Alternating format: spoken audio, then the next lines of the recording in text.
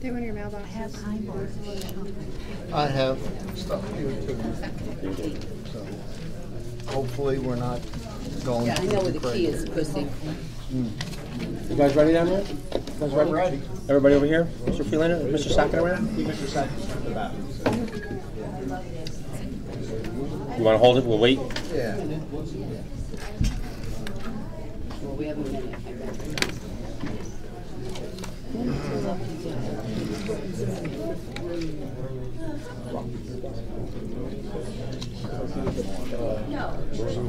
Yeah, proclamation. Oh yeah, they want to change. Yeah.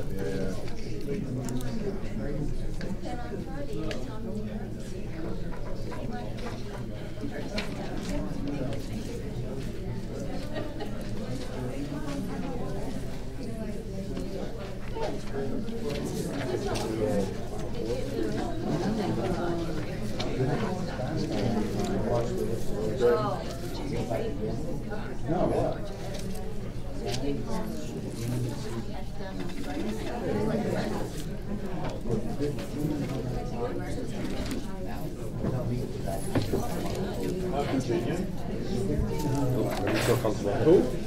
I'm not going to tell anybody what to do. You know what? I'm not going to be the fall guy anymore for everybody. Ready? Down. Did you not give it to us? You ready, Mr. Solano? Good. 7:31. If we could all rise for the flag salute.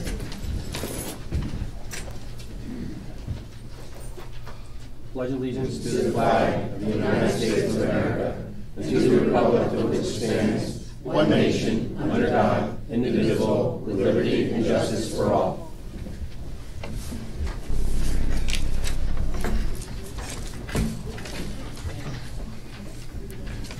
If we could have a moment of silence to remember the services and sacrifices of the armed service members who protect our nations and the first responders who protect our neighborhoods.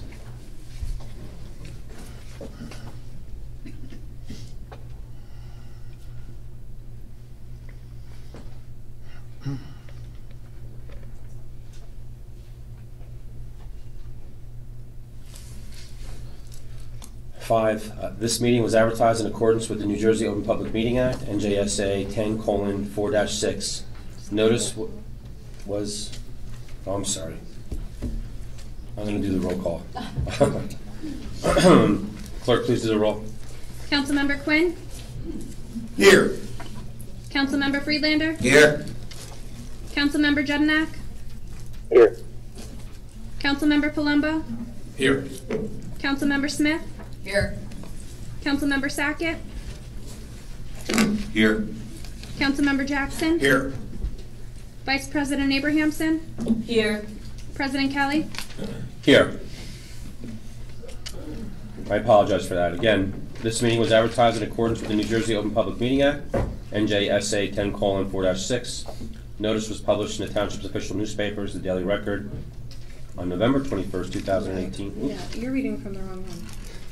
January 11th. Sorry. January 11th, 2019, notice was posted on the official bulletin boards of Rockaway Township. 6 is the designation of Sergeant at Arms. Township Code 2-5.15, decorum. While the council is in session, the members shall preserve order and decorum. The council president, at his or her discretion, shall direct the chief of police or such other person in the police department as he may designate to be the sergeant of arms of the council meeting. The sergeant of arms shall employ reasonable means to maintain the proper order and decorum consistent with accepted standards. I see the chief's not here. I do see Officer Matos. Will you be the sergeant of arms? And again, thank you for your service in the military.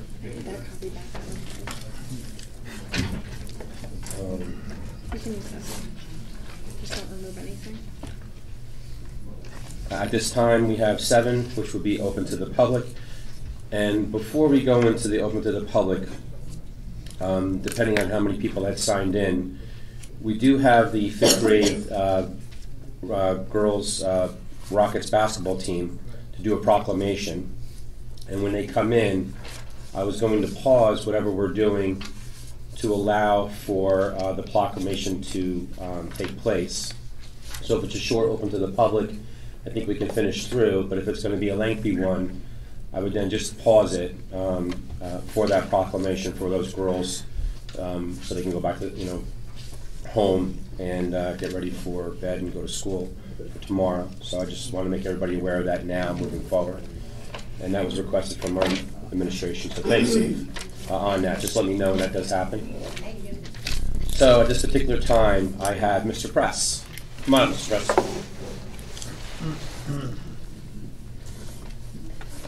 Dave Press, 71 Oakland Avenue. About something from 2 meetings ago, because I wasn't here at the last meeting, fortunately. Mr. Kelly, before the start of the March 12th meeting, you approached me, told me I'm wrong to make the comments I make during the public portions of the council meeting. You insisted I was attacking you, clipped it. I then reminded you I'd never once mentioned her by name. I never said anything about her hair, about the color of her hair, about her job, or anything else about her. I simply asked where I can get one of those $70,000 jobs. But because you've never been one to let truth get in the way of what you want, you ignored what I was saying to you and what I had said that night. Then you threatened me by saying you contacted my employer and showed them videos of my comments at council meetings. You're not going to shut me up by threatening me like you have threatened to continue to threaten so many other people in Rockaway Township. Who the hell do you think you are? Who the hell do you think you are to threaten my livelihood? That's a new low, even for you. You talked about how you didn't do anything when I wronged you. In case anyone who's present here tonight or is watching this meeting's video doesn't know about this, I quote-unquote wronged you because I told the truth about what you did in Mike Batches. Some people may ask how I know this. It's because you called me to brag that you had licked his face.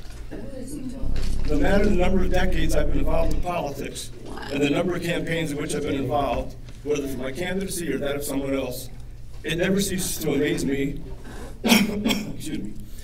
People always say that what I did got you elected. It's never the actions, activities of the candidate or of any member of that candidate's campaign that had any positive effect.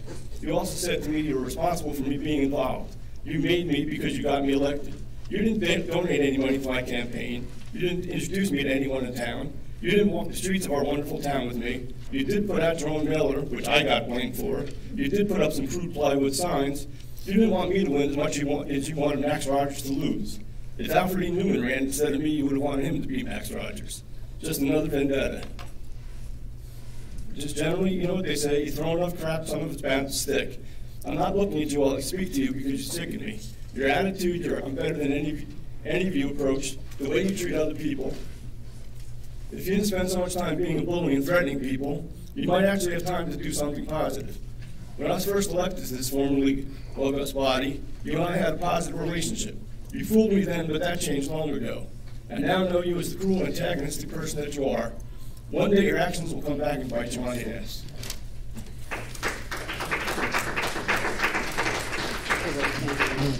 Thank you, Mr. Press. Mr. Dio?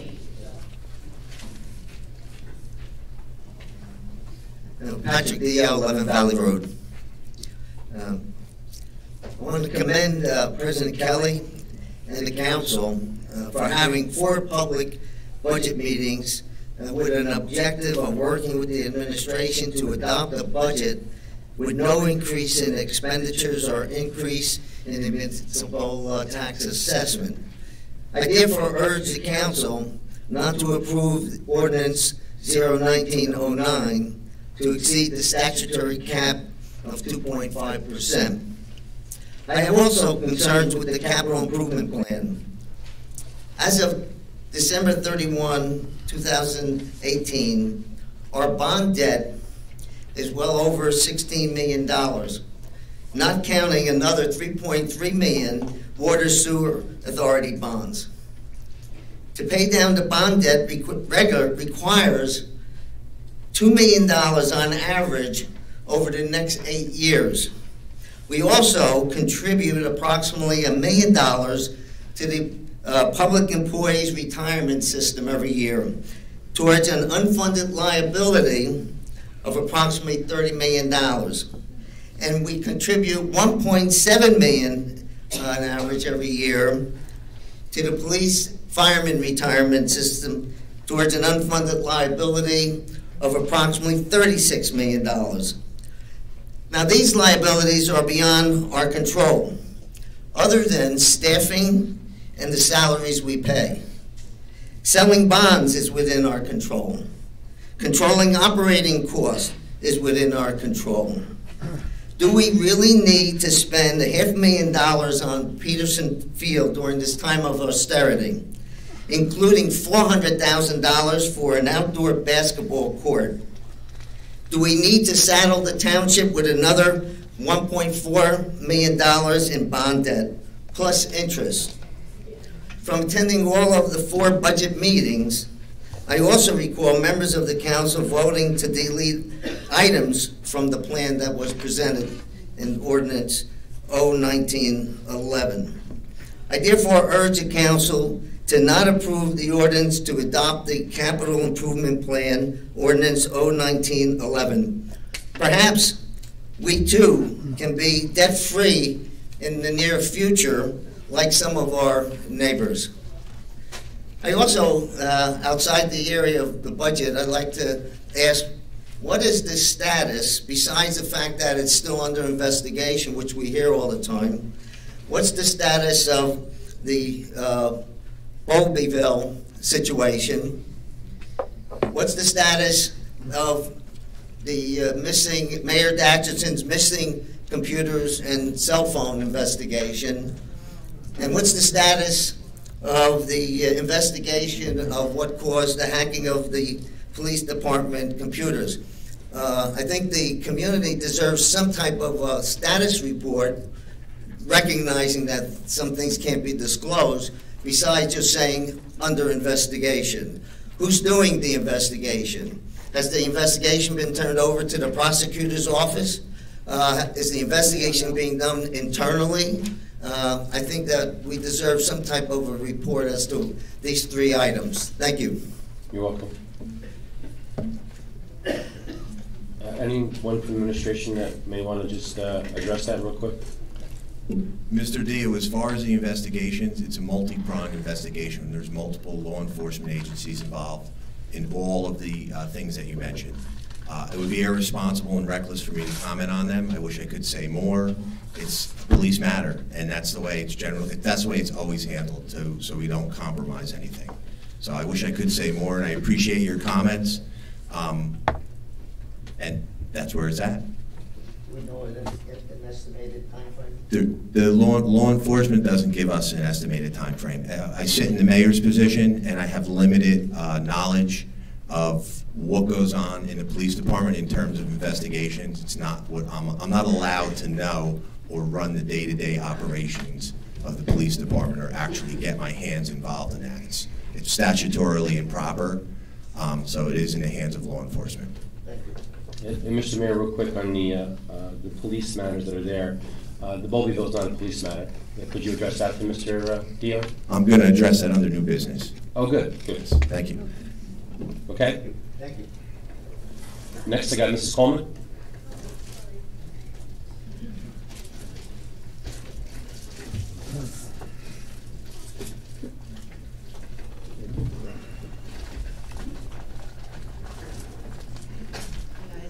Emily Coleman, 18 Lakeshore Drive. I said this last meeting, but if anybody wasn't here, I just wanted to let you guys know that the 2020 census is hiring, so if you're interested in a part-time temporary job with the 2020 census, please go to 2020census.gov/jobs and apply for a job. So we're just starting to ramp up our hiring, so it's a great time to apply. Could you say it one more time, the website? It's 2020census.gov/jobs, and there's all different types of jobs available. There's anything from clerks to managers, and then there's going to be 2 part-time operations, one happening in the summer, which will be like checking addresses for the census, and then after the census goes out, we'll have people going out for non-responders. So that's another job that you could get. So it would really help me out if you guys would apply, because I'm the recruiting manager from Orange County. Council President, can I? Mrs. Coleman, the Vice President has a question. I just want to ask the administration, have you, can we put that on our website for our town? If she gives me the flyer, sure. Why don't we put that on the Rockaway Township website so that more people that maybe are perusing the website can see it? Put it on Facebook. Facebook would be probably more appropriate. Facebook, the Rockaway Township Facebook. Sure. Okay, great. Thank you.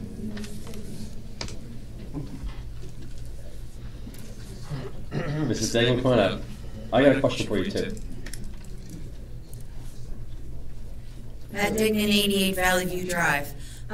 What I'd like to do is ask all those who are running for public office to join White Meadow Lake at their Meet the Candidates Night on Monday evening, May 20th, from 7 to 9 p.m.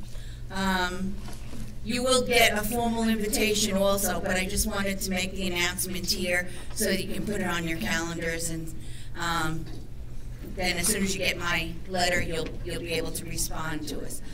We're trying to open it up to as many people as possible. We're trying to be, it's run by the Civic Affairs Committee in White Meadow Lake, but it's open to all residents. At the clubhouse in White Meadow Lake.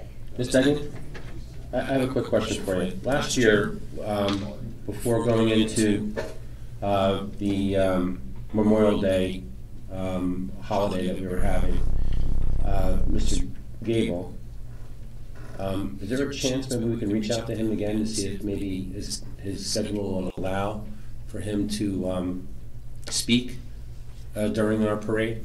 I mean, he does a really wonderful job for White Meadow Lake, but what he says in his speech that he does every year, Memorial Day. yeah, it's a pretty heavy speech that I think a lot of people would enjoy. Okay, And if there's I will reach out to Yeah, you. because last year it wasn't within his schedule.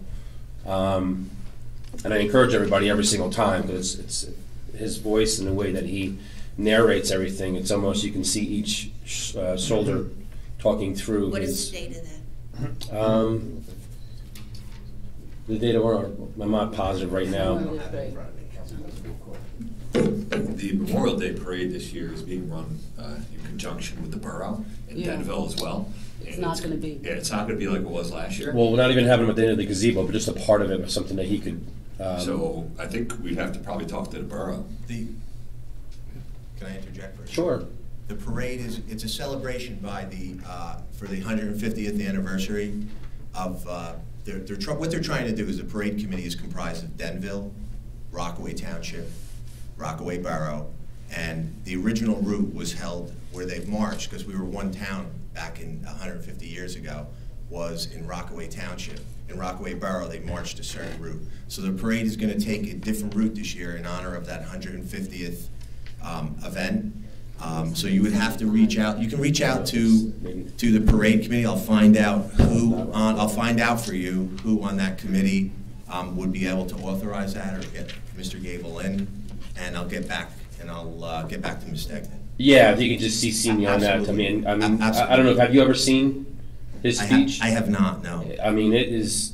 You would enjoy it. I think everybody there. I've heard you talk about it Yeah, numerous times. it's a real good thing. So We do that on Memorial Day, the Monday of Memorial Day. It's at 6 Sunrise, a.m.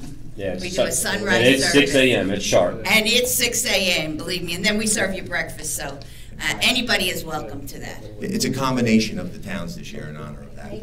May 27th. But I'll reach out to Ms. Degnan and I'll get her that information.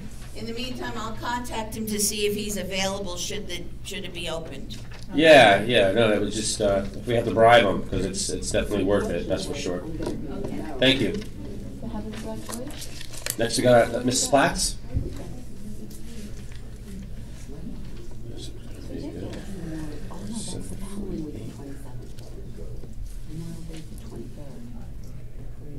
Hi, good evening. Katie Platts, 2 Valhalla Way. I'm here to beat the drum about the athletic facilities in this town. I'm here over and over about this, but I was very disappointed to see that the council sort of kicked the can on the Peterson improvements. And I understand the idea to, instead of making a repair to and a significant improvement to our basketball courts, to theoretically put it into a gigantic one-time full improvement. But I think we all know what will happen. And what will likely happen, and just look at the statement that was made before.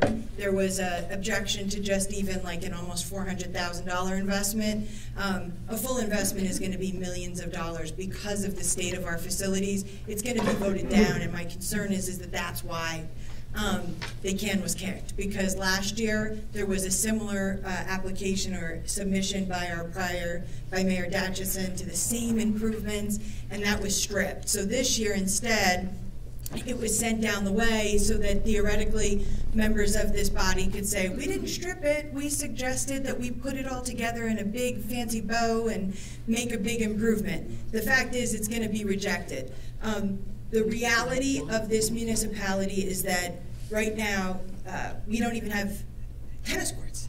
Our tennis courts last year, at the direction of Councilwoman Abramson, were evaluated and determined to be literally unfit for use, unsafe.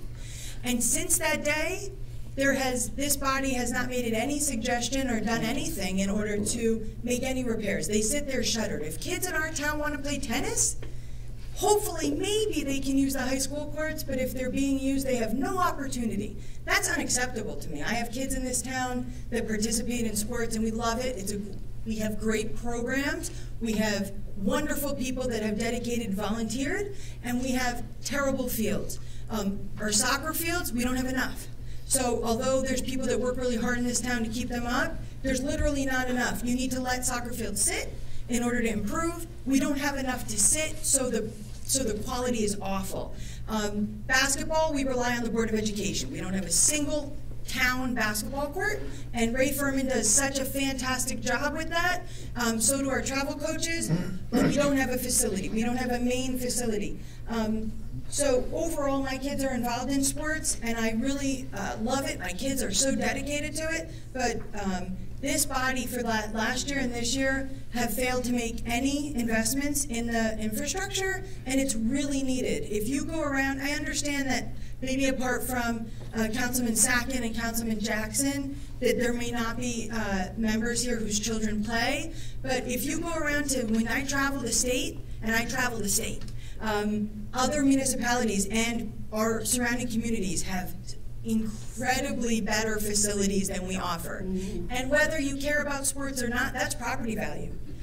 People do come to a municipality and look at it and say, look, where are my kids going to play? I mean, the idea that if they went out to Peterson and said, where can I play tennis? And the answer is, they're not even safe, they've been shuttered for a year, that's unacceptable. So I would respectfully request that you all reconsider that decision and at least think, and last year, by the way, Councilman Jeniak, who's not here, said, you know what, to Mayor Datchison, I want a plan. Give me a plan, that's why I'm rejecting it. Well, this year, Mayor Puzo made that effort, got a plan, got a full plan, got all the specs, all the numbers, and the fact is you could say, look, maybe we don't want this, maybe we don't want that, maybe it's too much, I get that. But the idea that the answer is to just kick it down the road is unacceptable when Mayor Puzo went out and did exactly what was asked. So I understand that you may not have kids and you might not care, but a lot of people in this town care. So I would respectfully request that you reconsider that, because I'll be here every meeting to argue for our kids. It's a major problem in this town. And then just the only other thing I wanted to say is that since the last meeting, there's been another judicial finding. The council president has made an incorrect decision in regards to a legal issue, granting counsel to the clerk. There has been a decision by, again, Judge Minkowitz, who determined that that was an improper use of this body's function, and instead it was an executive function. So please just respect our attorneys, despite what you think or what your personal history is with them. They do a fantastic job in our experience. Thank you. Mrs. Platt, if I may. If you would start, yes. Yeah. If I may, just a couple of things. I would love to respond to the last comment that you made. Unfortunately, we're still in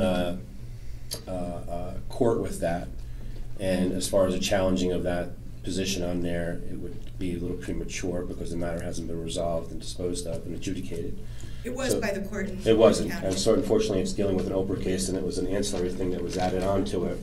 So we're trying to do an adjunctive release from that to do an appeal. That's not taking place at the moment. But again, since we're still in litigation on that matter, that's not something that I'm going to address. Everybody can read the order. Judge Minkowitz issued a decision, and that has been adjudicated. Exactly, but it still does not allow one to appeal because the matter is still continuing. That was not the issue.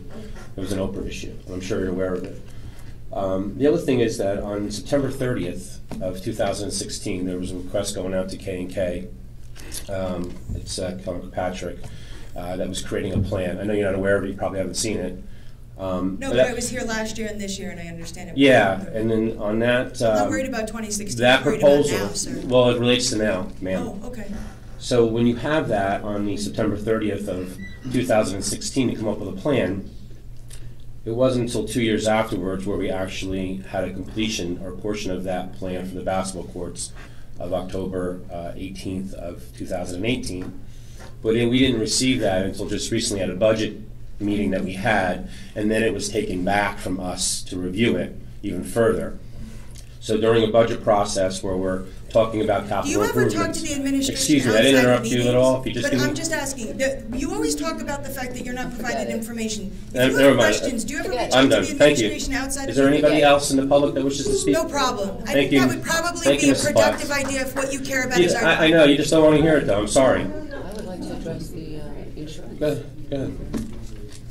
One thing I'd like to address that Mrs. Platts stated up here in her creative narrative is that the insurance issue was not one that I called for insurance, okay, for them. I questioned if the courts were deemed safe because of the money that was involved with fixing everything and not to just do a small fix.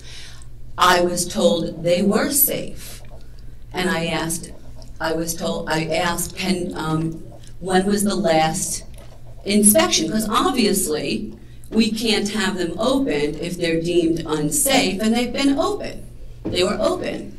Well, lo and behold, Mayor Datchison and Mr. Brewer called for an inspection after I asked that question. And that, no, I never requested them to inspect it. I asked them to present me with the current inspection, or when was it inspected? I didn't even need to see it. The next day, it was then requested an inspection and closed down. Mrs. Platts, please. So, Mr. Matos, Mrs. Platts, please. I'm addressing the audience Please. about your comment. And that is what happened, not this whole creative narrative that was put up here, okay? That's exactly what happened. Review the minutes or the audio, and you'll hear what exactly transpired. So, Mrs. Platts, while I was saying before, there was a plan that had just been brought to us on a short basis. Excuse me, Mrs. Platts, and it came in 2018, and we weren't provided with that until just recently in March of this year, and then it was taken back, and I even requested it to further review it before we made our decisions in our budget, and it wasn't provided. So moving forward with that, collectively, with all of us that were here during the budget process, we did discuss about a major, massive plan for the entire Peterson Field complex rather than piecework it, and we all agreed to do that.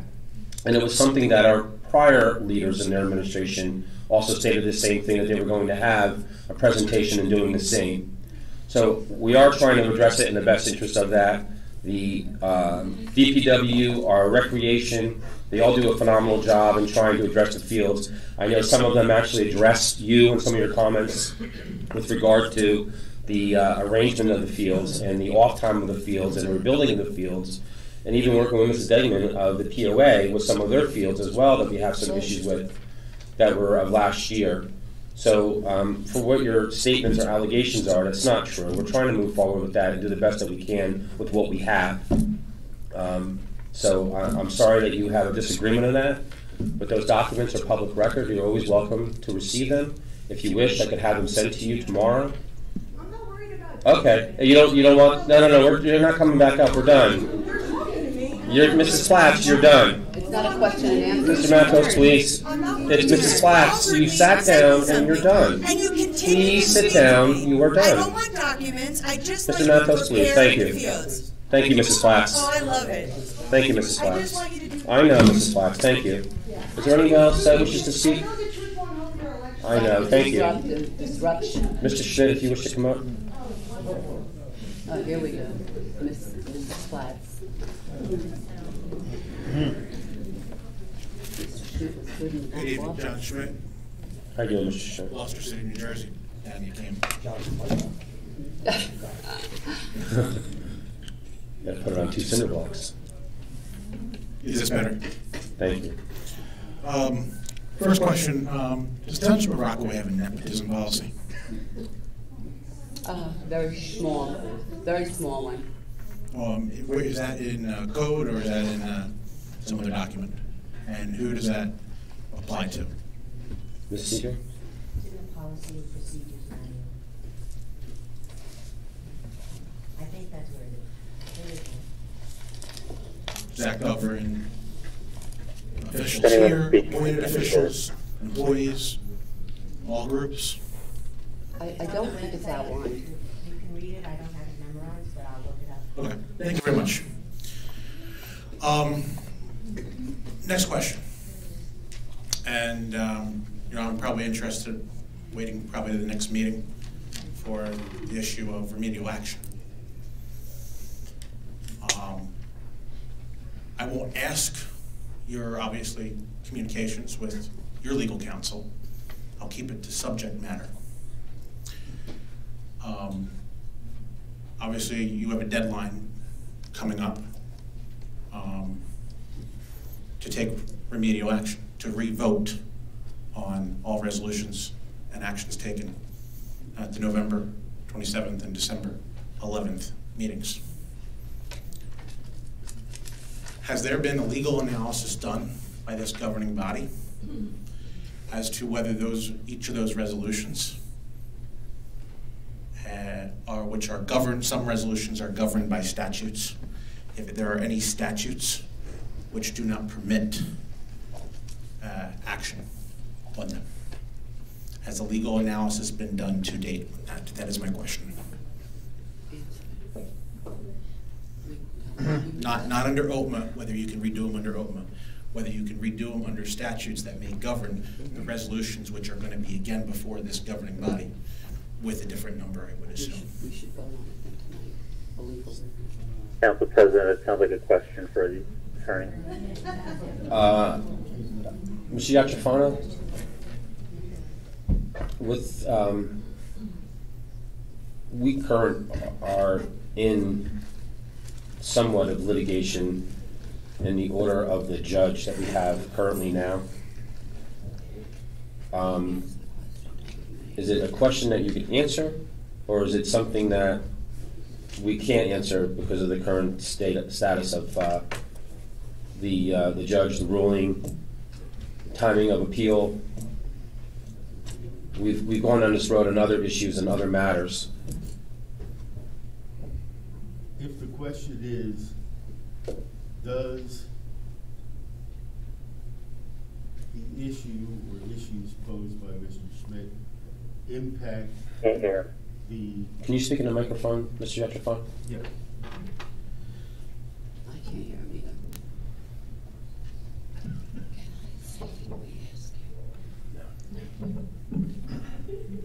If the question is... Can I have Mr. Schmidt then just ask the question again? Yeah. Oh, okay. The question, I'm not that old. Well, you're asking if it is. We having a grammar lesson now? You know if the question that Mr. Schmidt puts to the council, or questions as the case may be, is the legal sufficiency of the actions taken by the council, the independent legal sufficiency of the actions taken by the council at the November 27, December 11, 2018 meetings. And the question is, does that impact on any of the pending litigation? My tentative opinion is it does not. I have not reviewed with the acting clerk the rota of what was done at either of those meetings in full, so that's the best answer, the only answer I can give you this evening. Just so it makes that clear, because you said something that I wasn't aware. You haven't looked at the agenda in full for those two meetings? Is that what you just stated? Not recently, no. Okay. So we have no idea of what's actually on the agenda of those particular meeting dates of 11/27 of 18 and 12/11/18. Has the council looked at the agendas for either of those meetings? Have I? I have. I've looked at them, yes. Well, then the statement that we have no idea would be incorrect. Well, it was you that said that you'd had no idea. Right. That's why I'd asked. I reclaim my time, Mike. My question was, the resolutions which you will re-vote on, there's a number of them. Are those resolutions governed by any statutes which may have a time implication? And if it does, has a legal analysis been done in regards to those laws which may govern those resolutions? And that was my question. Thank you very much. No, just like.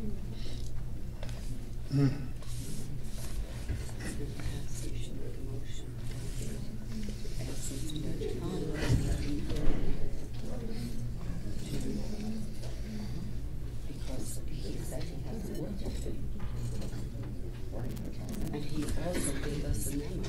I know, that's the problem. That's right. That's the problem. Turn your microphone off a minute. Let's just move through to the resolution to the Okay. justice and report. Okay. Is there anybody else who wishes to be noticed? No? Would that be?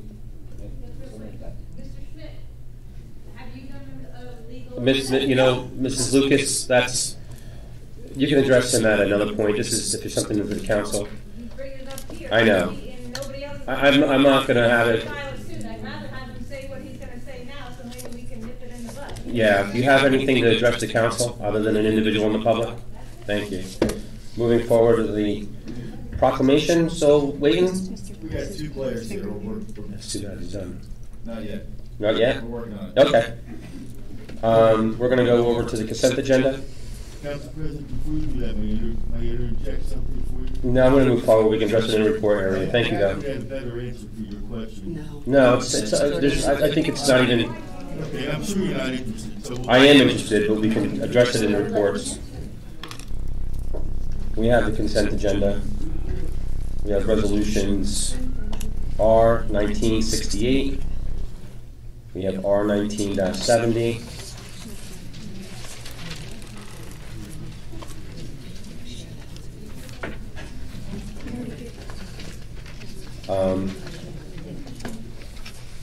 I'm going to move R 1970. I have a question on that. I'm going to make a motion to move. You don't need to remove it. Okay. We just need to see that you're removing it on the record. I'm just going to remove R 1970 for discussion.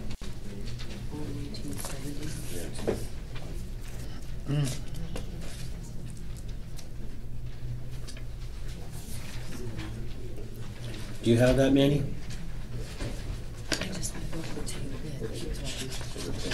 You're going to discuss the individuals in that resolution. You can't talk about. I know that. Right, okay. I know that. I'm not going to use any names. I just got to find it. Shouldn't do that for that. Just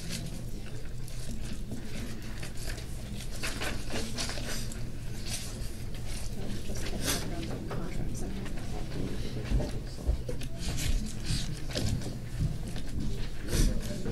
Well, we need to approve the consent agenda without it. We should discuss that first. What's that? We should vote on the consent agenda. Yeah, I know it's one item, but I just wanted to have it, so. Okay, we're going to do the roll for the consent agenda. Yeah. No, he just removed our 1970. There's only two of them, yeah. I thought the same thing. I thought the same thing. Yeah, go ahead. Councilmember Quinn? Yes. Councilmember Friedlander? Yes. Councilmember Jedinak? Yes. Councilmember Palumbo? Yes. Councilmember Smith? Yes. Councilmember Sackett? Yes. Councilmember Jackson? Just confirm we're only voting on R 1968. Yes. That's correct. 70 Yes. was removed. Vice President Abrahamson? Yes. President Kelly? Yes. 9 yes. 9 yeses, 0 noes, motion carries.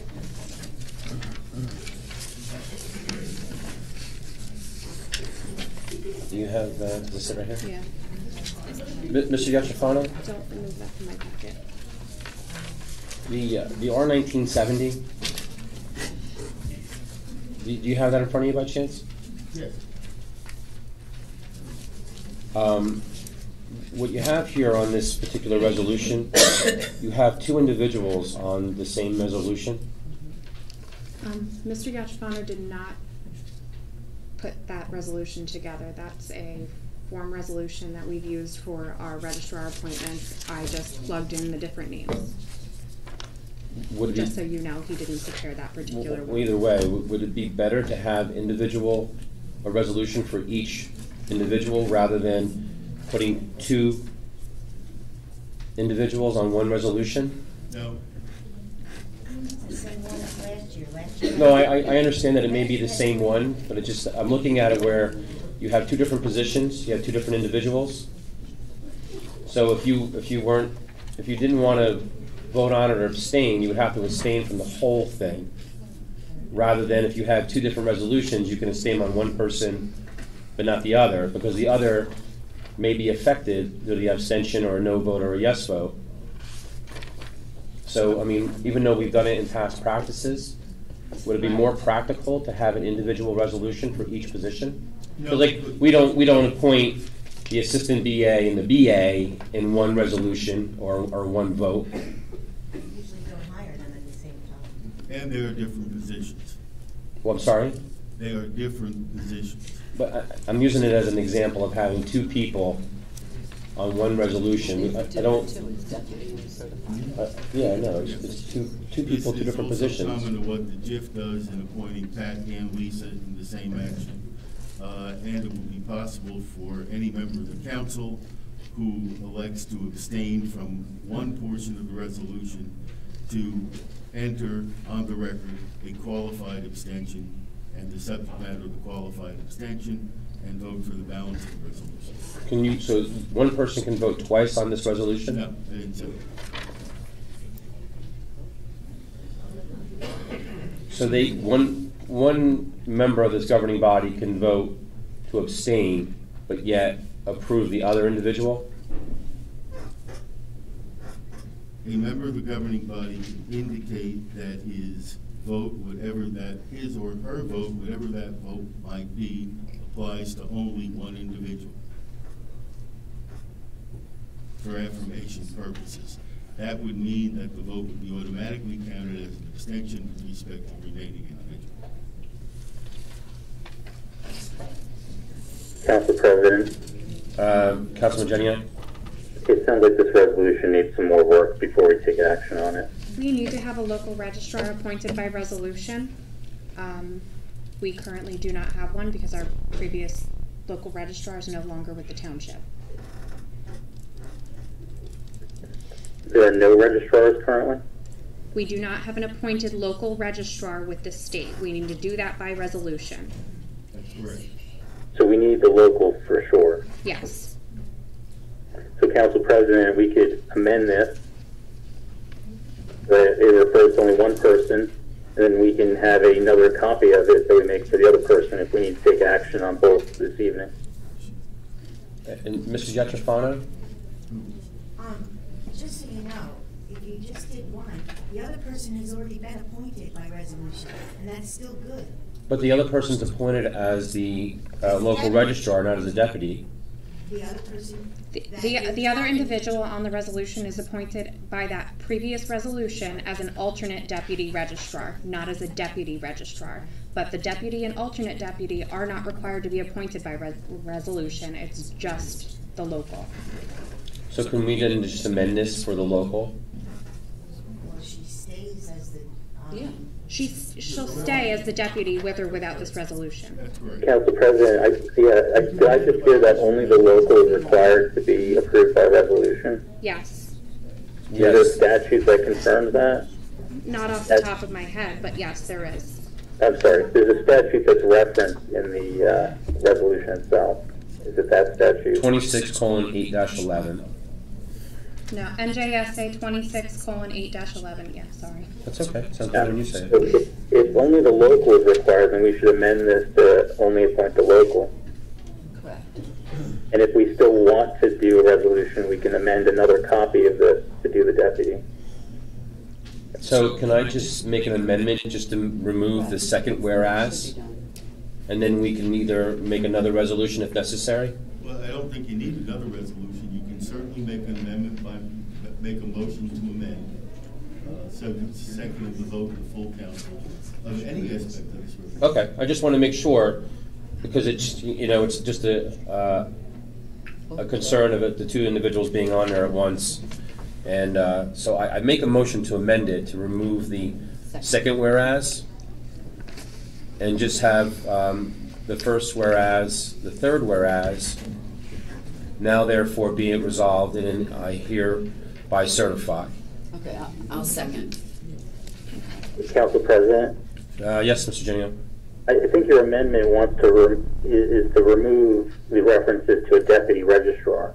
We did that. We just did that. That would be the second whereas. But the resolved portion also has reference to it. Oh, it does. You're right. I'm sorry. Just extend the motion to that as well, Council President. Removing it all, or just a section of that, Mr. Yachafano? Just whatever portion of it you want to delete, the reference. Any reference to a deputy? Yeah, so I would then... And... No, it doesn't even need to be done. It doesn't So matter. I'm just going to read it out loud so we have this, excuse me, so everybody knows what the motion is, so we understand it. It's R-1970, resolution appointing local registrar. Whereas Christina Clipperton is a certified registrar and is qualified for the position of local registrar, having received her certification from the New Jersey Department of Health and Senior Services. Whereas pursuant to NJSA 26:8-11, ET Esquire, in those districts where there is no, Board of Health, the appointment shall be made by the governing body. Now, therefore, be it resolved that Christina Clipperton is hereby appointed as local registrar for the Township of Rockaway. The above terms will expire April 8th, 2022. I hereby certify the above to be true of a resolution adopted by the Township Council of the Township of Rockaway at a duly convened meeting held on April 9th, 2019. Does everybody understand the motion? I understand, but I have a question. I believe we have a board of health. Was it the council was made the Board of Health, if I remember correctly, when Mr. Tabbitt had to do a certification, correct? Yes, that's correct. So we have a Board of Health. You are the board. Yes, We the are the council. Board of Health. Yeah, the So Board of that Health. has to come out as You don't well. have a separate Board of Health. Does it say separate Board of Health? No. So we just have to add separate after no separate, right?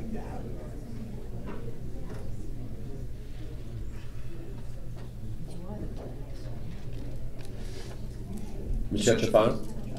What's the question? Well, Mrs. Smith just raised an issue of what we had here. In the third whereas. In the third whereas, it says there is no Board of Health, when in fact the council was appointed the Board of Health for the township by Mr. Tabbitt's recommendation. But here in Rockaway Township, the council serves as the Board of Health. Correct. So the council has a co-joint function, okay? And it'd be proper for the council to take this action. Okay, because when this boilerplate resolution that was done before, as Mrs. Seagrave stated, we didn't have that at the time. So there is still no independent. Okay, just Okay. does that answer your question? Yeah. Wanted to make sure it was It's not worded wrong, that's all. Does everybody understand the motion? Yes. To the, Do you have a second? I Patty second it. seconded it. I mean, if it's not necessary to have the deputy on a resolution, it should be That's done okay, the we're proper good. way. Councilmember Quinn? Yes. Councilmember Friedlander? No. Councilmember Jedinak? Yes. Councilmember Palumbo? Yes. Councilmember Smith? Yes. Councilmember Sackett? No. Councilmember Jackson? Abstain. Vice President Abrahamson? Yes. President Kelly? Yes. 6 yeses, 2 noes, 1 abstention. Yeah. Six yeses, 2 noes, and 1 abstention. Motion carries. For the amendment, now we have to vote on the resolution that we amended. I make a motion to vote on R19-70 with the Second. amendments. Second.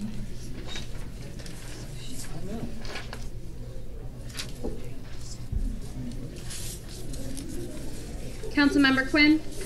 Yes. Councilmember Friedlander? No. Councilmember Jedinak? Yes. Councilmember Palumbo? Yes. Councilmember Smith? Yes. Councilmember Sackett? No. Councilmember Jackson? Yes. Vice President Abrahamson? Yes. President Kelly? Yes. 7 yeses, 2 noes. Motion carries.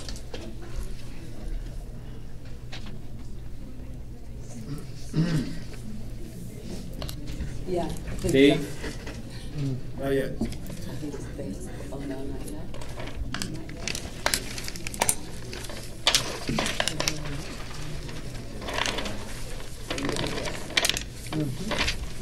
Here comes the most important one.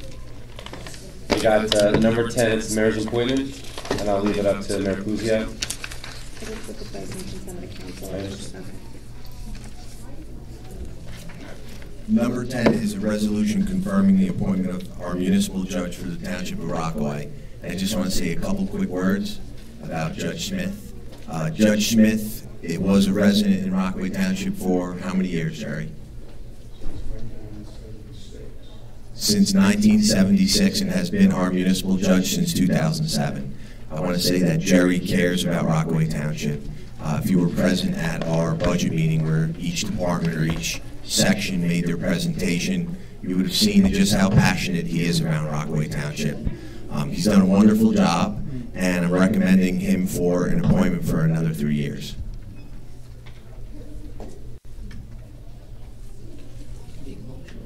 Council President? Would it be wrong for me to ask if the judge wanted to say anything?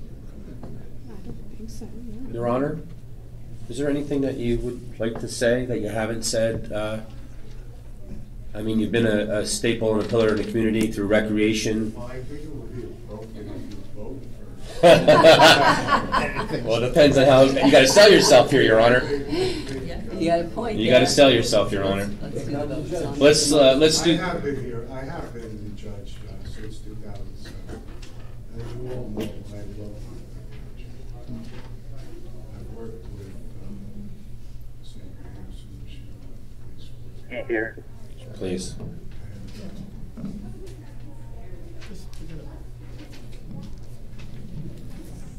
It's been a pleasure working in this town. I know a lot about this town, having been involved in many aspects of this town, from Little League president to announcing football games, been involved in raising money for the township, for Peterson Field to put up scoreboards, to erect the dugouts and things like that by getting donations for those things. Things have changed a lot in the township, and I love this township a lot. My kids grew up in this town, and to be the judge of this town now, and to be able to affect things as the judge has been a wonderful thing. I've done a lot of things, but being the judge is the culmination of what I have been, what I've done in this town. I've been able to affect the town, I think, by keeping the crime rate down. been very strict with shoplifters in this town. And my reputation is very strict with shoplifters. And that has an overall effect in keeping the crime down throughout the town, I feel. And I had a discussion with Council President Kelly about that and how I believe it affects the overall crime rate in this particular town and keeping down the crime rate in this town. And yet, on the other side, I know about the kids in this town. So when the kids come before me, you have to show some compassion for those kids. You know, they're our kids. You know, they are our kids, and we don't want to have them have a bad time. We don't want to scare them. We want to treat them. We want to show them that, you know, they have a chance in life. There's a lot of drugs out there, and we deal with that a lot too. I feel I'm very compassionate with drug offenders, and I try to give them every chance to get off drugs as much as I can. And it's very difficult, and it's very hard to see these kids go through the drugs. There's a lot of heroin out there and a lot of other things, and a lot of times they don't make it. But I work hard to make sure that I give them every chance to do that. My last remedy is throw them in jail, but I don't like to do that. So I've worked very hard. I love this township. This is the first township I ever became a judge in, and I would hope for the council that you reappoint me this evening. Thank you.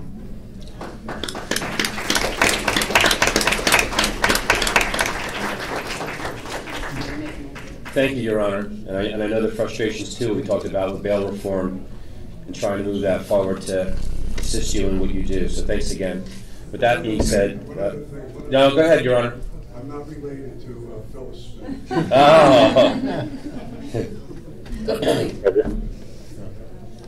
With that being said, if we can just do the roll. I make a motion. I second the motion. Council President? Yes. I had a question. Can it wait until after the roll? No, it's about the resolution before us. Okay.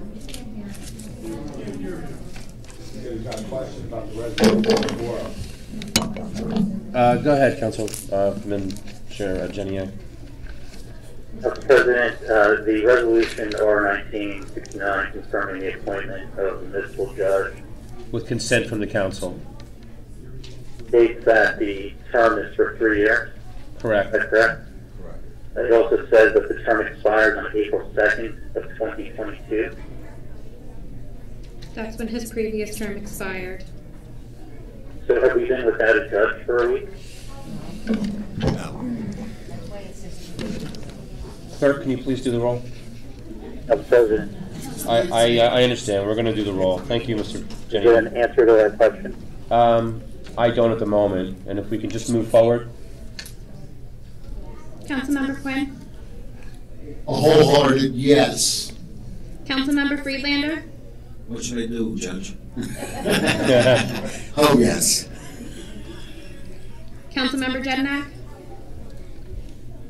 Abstain. Councilmember Palumbo? Yes. Councilmember Smith? Yes. Councilmember Sackett? Yes. Councilmember Jackson? Yes. Vice President Abrahamson? Yes. President Kelly? Your Honor, I was always praying for this day. Yes. I have 8 yeses, 1 abstention. Motion carries. Congratulations, Your Honor.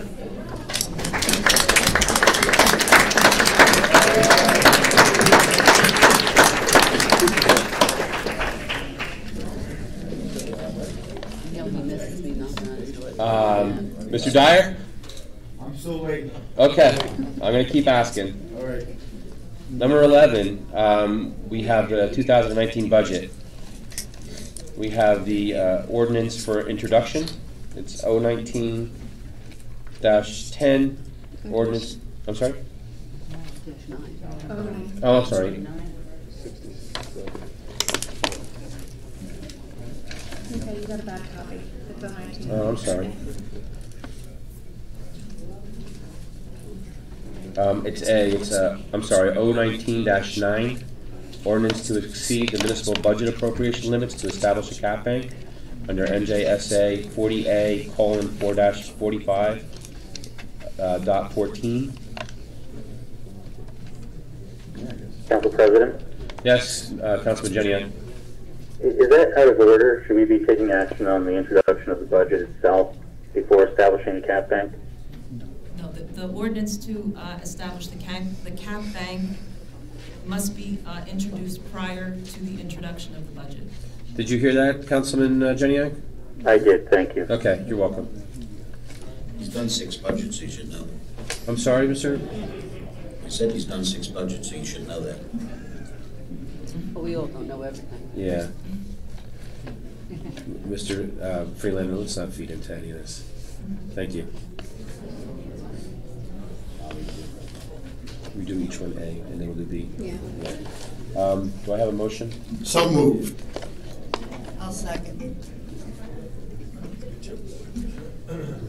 Motion by Mr. Quinn, right? Yeah. Second by Mrs. Smith. Please do the roll. Councilmember Quinn? Yes. Councilmember Friedlander? Yes. Councilmember Jednak? Council President, I think we forgot that discussion on that item. Introductions don't require discussion, that's public hearing. We typically have had discussion, so are we just not going to have discussion? We're in the middle of the roll. We're not going to discuss anything during the roll. Is there a vote you want to have? No. That's the answer to the question, or that's your vote? Both.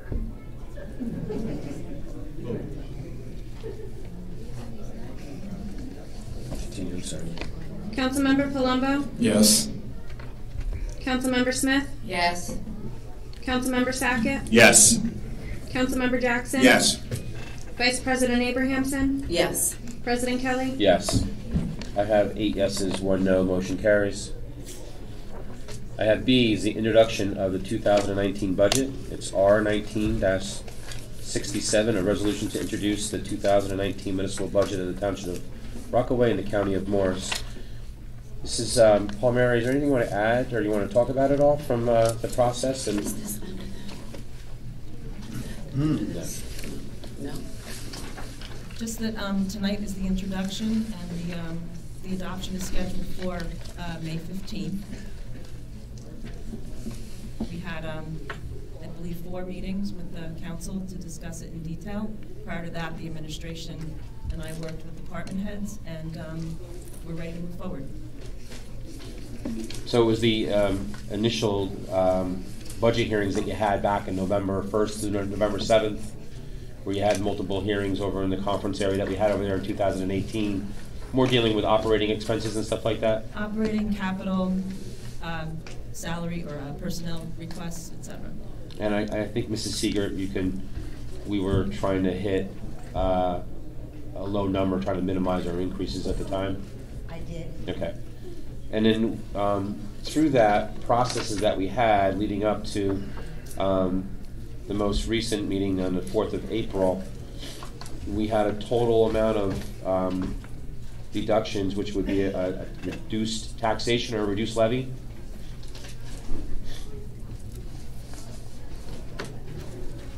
So that would be $505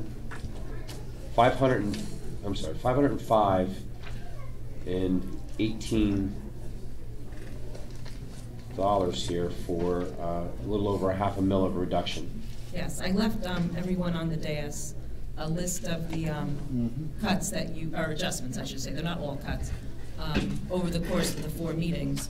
And the impact on the tax rate is $505,018 reduction, a reduction in the water utility budget for $2,000, and a reduction in the capital budget of $42,000. Well, a total amount of $549,018, right? Correct. So there's going to be a reduced amount that the taxpayers are going to see this year? I'm sorry, yes. Yeah. That was a question, yes. Does anybody have any questions? Anybody? Mr. Quinn, Mrs. Smith? Anybody down here? No? Are those checks good? Council President? Yes, Mr. Jenny. In previous years, we've had a calculation of the tax rate based on the introduced budget compared Hold on, to previous times? Mr. Jenner, can you hold on one second? We're going to put the microphone. It's hard to hear you. Go ahead. Yeah. So in previous years, we've had a calculation of the tax rate, so we can compare that with what the proposed introduced budget tax rate would be compared to the previous year's tax rate.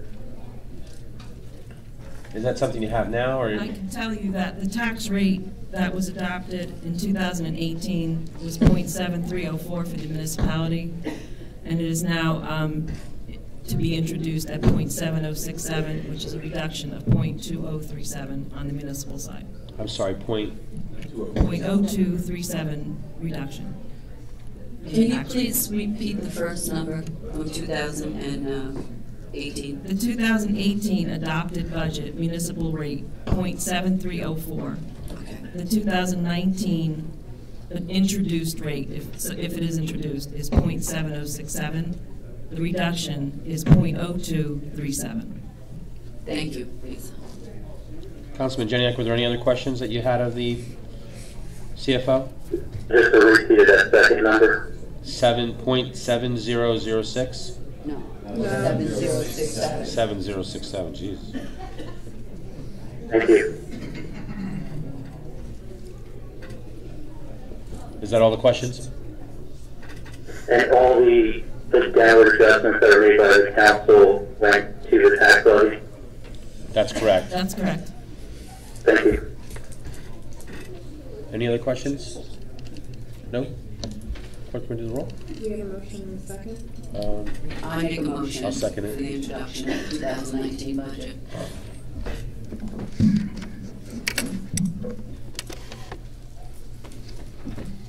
Councilmember Quinn? Yes. Councilmember Friedlander? Yes. Councilmember Jedinak? Yes. Councilmember Palumbo? Yes. Councilmember Smith? Yes. Councilmember Sackett? Yes. Councilmember Jackson? Yes. Vice President Abrahamson? Yes. President Kelly? Yes, 9 yeses, 0 noes. Motion carries. 12, we have ordinances to introduce.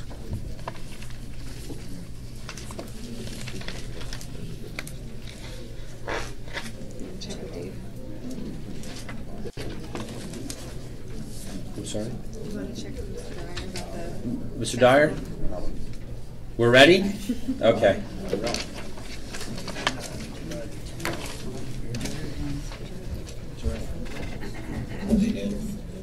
Good job. Don't embarrass them.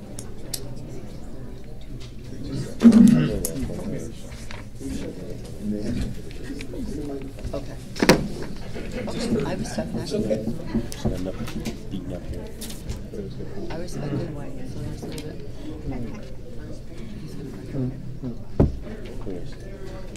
How do you know? Maybe not. You just put it to my attention. I have all this stuff. I want to thank all the council. Thank you very much. Your Honor, thank you for everything that you've done, Your Honor. And Your Honor, if you can thank the staff that you have as well. Thank you. Where's she? Mrs. Conway. We have our court administrator over there. Thank you, Mrs. Conway.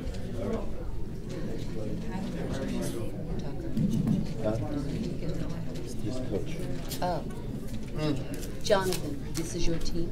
No. No. No, so this is just a political team. Yeah.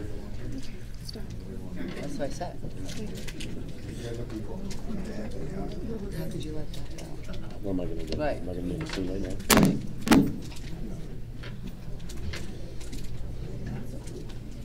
Who's the best three? Whoa.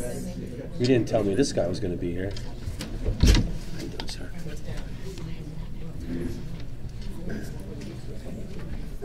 Who's the best three-pointer here? She is? Is she very? I'm Councilman Jonathan Sackett. You're reading the mayor's proclamation tonight. I remember some of you girls when I coached 4th grade. You guys were in the 3rd grade playing against Coach here when I coached the Soul. So proud of all you guys, seeing you guys. My daughter's on the 6th grade travel team.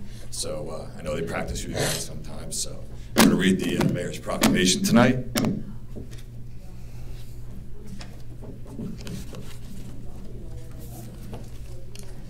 Township of Rockaway Proclamation. Whereas in every child who is born, the potential of the human race is born again, and that potential is nurtured by the love and support of family and community. And whereas the highlight of a very successful season for the Rockaway Township Lady Rockets 5th grade travel basketball team in winning the 2018-2019 Jersey Basketball Association Championship on March 10th, 2019, beating Bridgewater Middle School.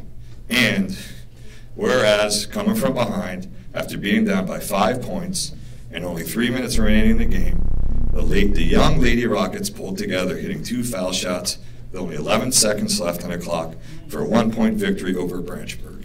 And whereas the 2018-2019 season record demonstrates an incredible achievement accomplished by this young team, who exemplified the importance of character and commitment both on and off the court, and who should be most proud of their contributions to the team effort.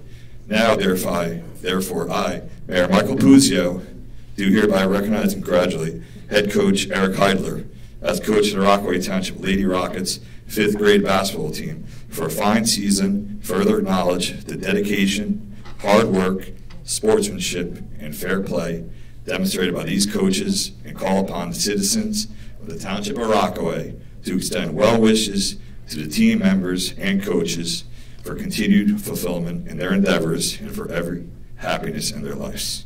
Congratulations.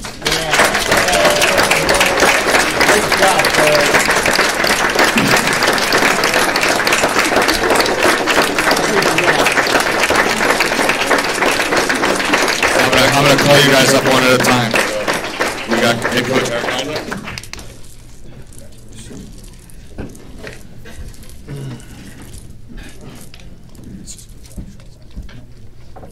He's not here, but assistant coach Rob Shaw. Assistant coach Scott Haig.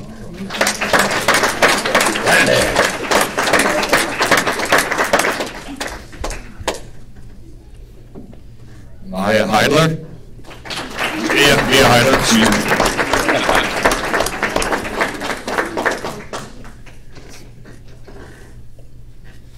Emil Bosi.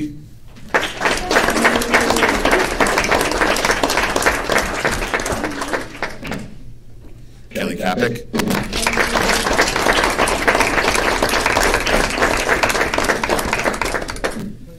Carly Haig.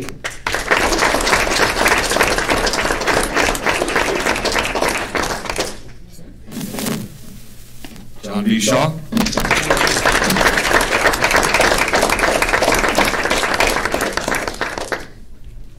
Samantha Welsh.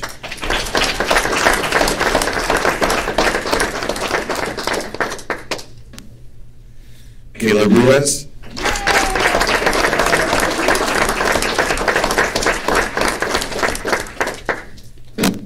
Ava John.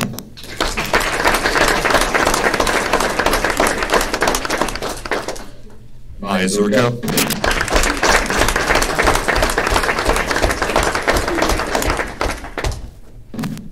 Alexa Taltz.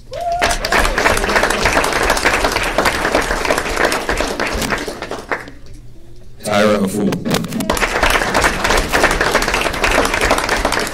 Congratulations, 5th grade Lady Rockets. Great season. Be proud of yourself.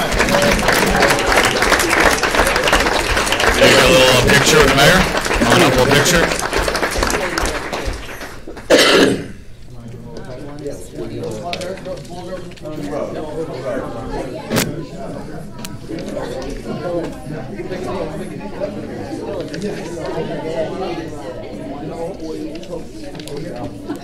You can get it, John. You got his balls in there, right? When you think, sure, why not? It wouldn't be fair to start.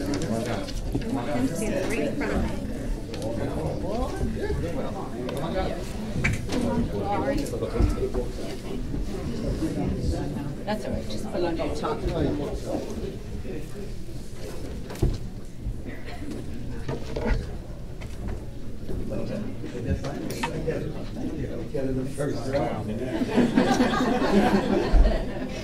Give us a chance to line up. 1 second. All right. I'm coming. He's coming. Still kicking. Right back here. That's it.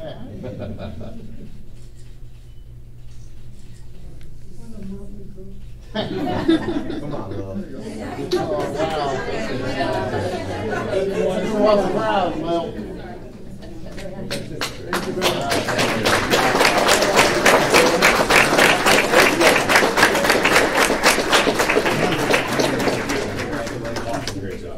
Favorite sport, basketball. Yep. I gave my blood to that sport. Pardon me? I gave my blood to that sport.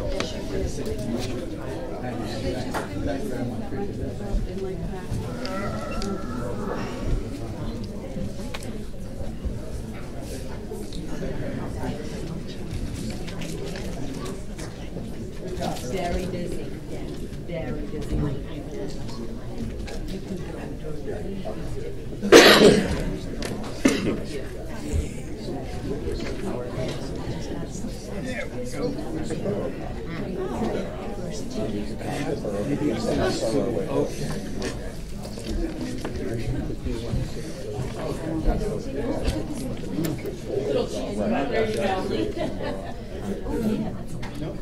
Talent show shirt. Unless one of you had a, no? No, that was water I saw before from the radiator, maybe.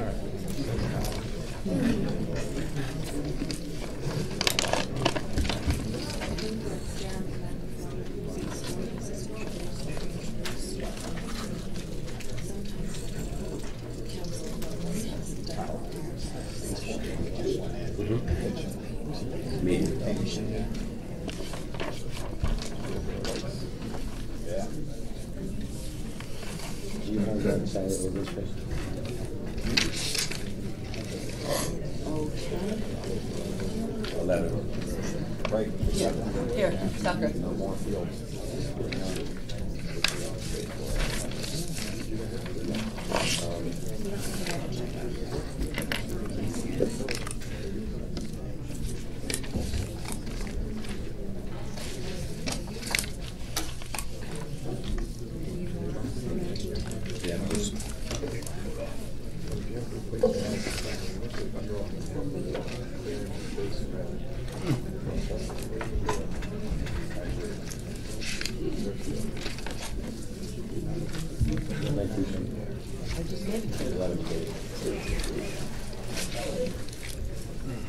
Anybody got it? Hold on, I got it right here. I got it. Oh.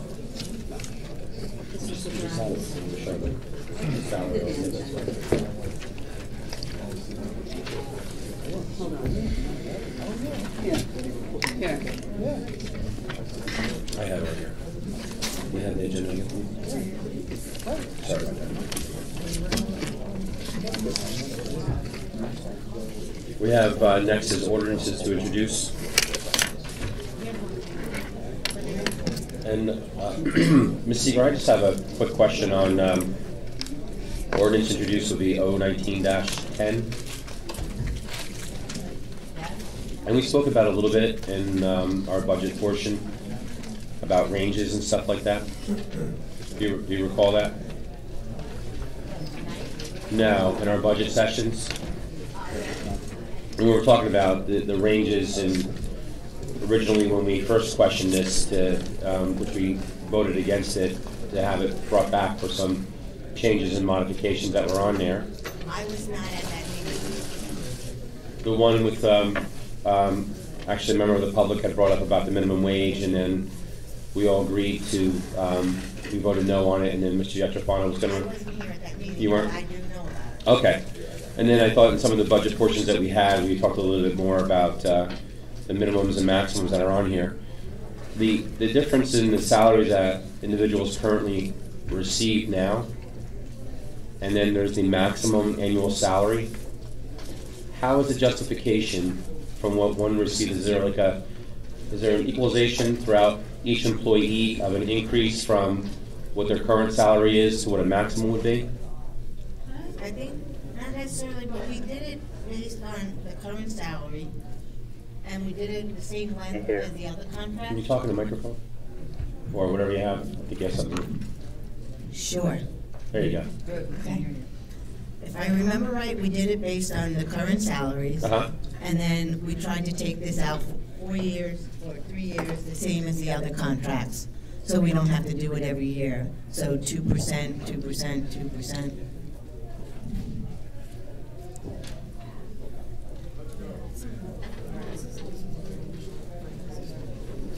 And you, Mrs. Palmieri? Mrs. Palmieri. I was just going to give an example. There are the current salaries, but there are also ranges for the titles. Like, for example, the first one, business administrator. That 163,000 was a range that could encompass, someone making more than our current administrator. Her range falls within, her salary falls within this range, but this range could accommodate a future administrator making more. That's why it's at 163. But I mean, when Mrs. Seeger had said it was just a 2% over a course of time, and that particular, it's 2%, but we, there's certain ranges that are, more extensive because if you recall that we had our previous administrator made 160. So, but we also have a range here at 81.5 too, at a minimum. 81. Right, minimum salary for that same position would be 81. Minimum is 81. Yeah. Yes. So the range is broad. Sure. I was just wondering how the calculation had come, because I think even with our chief of police, as another example, was that salary is currently now at 162. So the range is, there's only a small percentage of an increase for that individual, where the first example you made, there's a $23,000 difference of an annual salary. And I was just wondering if there was a formula, like you said. I thought what Mrs. Seeger said was 2%, 2%, 2%. It is. Okay. I just used that first one because we had the previous administrator making more. But yes, typically it's 2% for 3 years. And it just seems that some other of our exempt employees aren't getting that same type of an increase. For example? Well, I just said as far as the police chief would be one. No. At 162, he's at the range is 166. Right, but I think if you did the math on his current salary, added 2% and 2%, you're going to come to 166. Okay, so then that's what I'm trying to point out. Yes. If that works with the 2%, but yet the other one doesn't work with the 2%, basing it on, because we've had some differences in some of these levels, and I was just wondering why it wasn't the same across the board for each one of those employees based on their current salary. So instead of there being the example you made, one being $23,000 more, that's not consistent with. Well, it's 2% over the previous ordinance, though. Like if I took the previous ordinance, I believe was up to 160, because that's what our previous. No, I hear all that, but okay. I was just basing it on what we were told previously, and even confirming it now that it's based on the 2% to the current salaries that each individual is receiving that are in these positions. And some of that formula does not calculate correctly. And I was just wondering if it was consistent or if it wasn't consistent. And it's not consistent, so that was the question I had asked. Okay. Council President. Councilman Jeniak? I share those same concerns. This ordinance, if you look at the previous ordinance that was passed and ones before that, the minimum annual salary was 0 in those ordinances. And I think that should be the case here. I don't think that it makes sense for the township to be telegraphing minimum salaries to prospective employees. With regard to the maximum annual salaries, it's hard to justify why those exceed the amounts that are in the budget we just passed. If they're higher than those amounts, then throughout the course of the year, the administration has the ability to pay those higher amounts if they can find the funds in the budget to do so. There's one less opportunity for oversight for the council. So I think that the maximum annual salaries should be set to match what is exactly in the budget we just introduced. The minimum should be set to 0 like they have been in previous salary ordinances. I also found 4 full-time positions and 1 part-time position listed that are not even in the budget. No. And I believe that those should be removed from this ordinance. And we have, you mentioned some of the salaries that exceed the current amounts. The engineer is at a 22% increase over what is currently budgeted in this year's budget. The mayor, council members, and council president all have 6% raises in here over the current announced budget. And there's at least one employee whose title is actually less than what is in the budget, and so that's an error. And I think that should be corrected along with all the other modifications that I suggest. Can you tell us what position that is? Mrs. Palmieri is asking that question.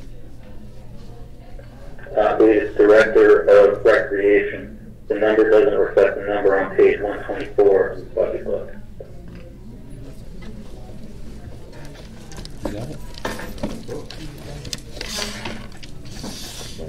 Who does he think? We can't. Don't say the name, but 124? What? Page 124 of the budget book, he said.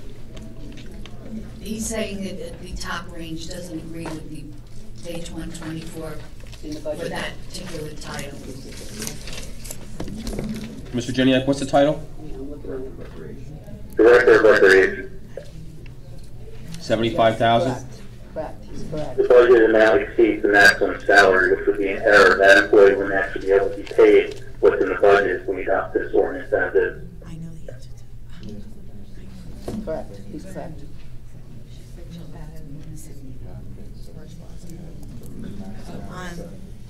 That particular person, he's assuming is that person, but that person won a desk audit, and he's in the union, and that position is in the union, and it is his, that salary range is up to 75,000. But it doesn't say. But it doesn't say. Yeah. It doesn't. It can't. Yes, and it's recreation supervisor. He's not the recreation director. There's nobody in that position right now. There's no recreation director. At this time. Director of recreation at this time. There is. But I thought we just did that. Didn't we just, we moved it from 59,000 to 75, giving that individual an increase. Yes, and he won a desk audit for recreation supervisor, and that's a union position. They didn't give it to him, director of recreation yet. We haven't done those yet. It was my understanding that that was part of the budget. As what?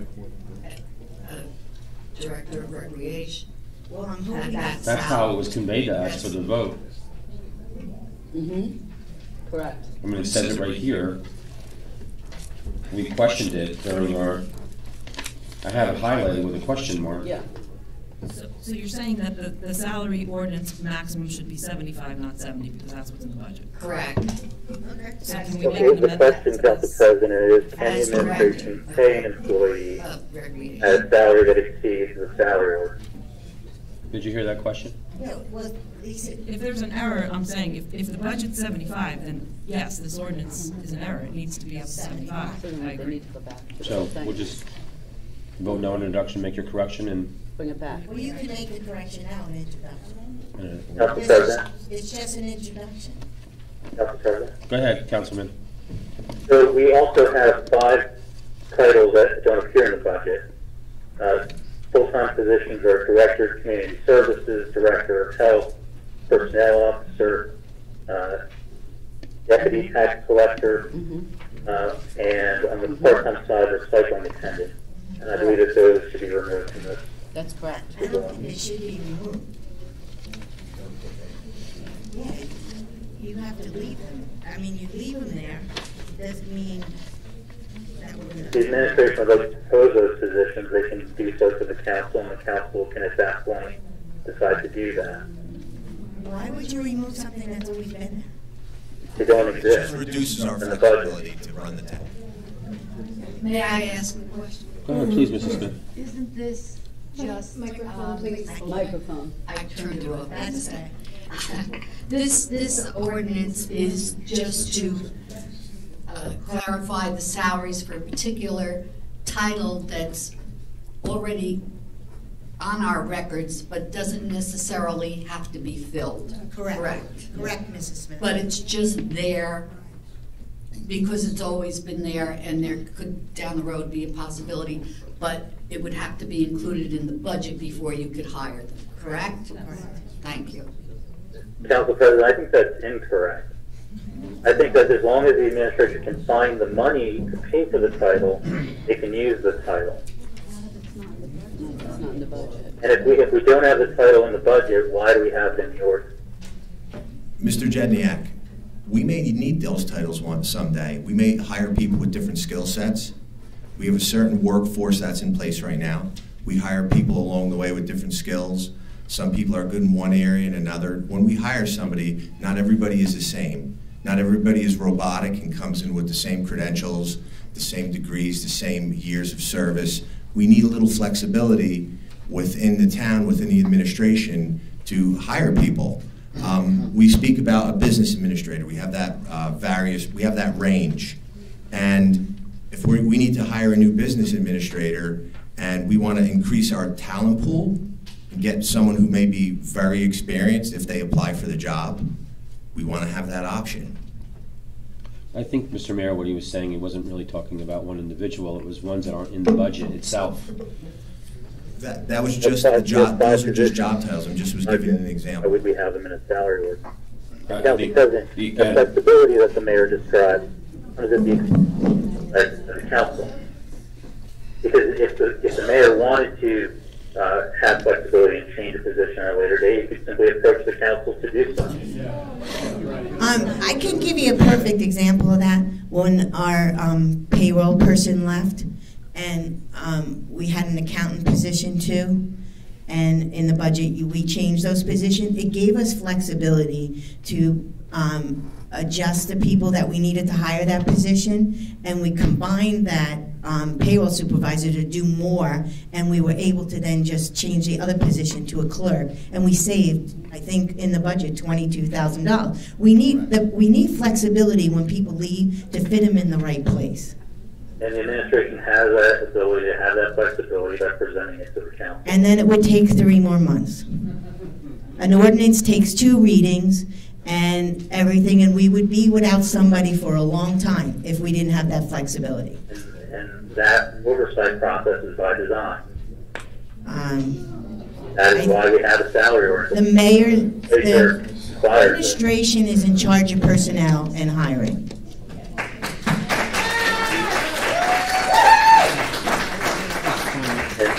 Also has a role in overseeing the maximum salary set that the administration can offer and pay prospective employees. There should be a balance here. And the council, if it passes a salary ordinance that exceeds the amounts that are in the budget, is basically handing that oversight responsibility away.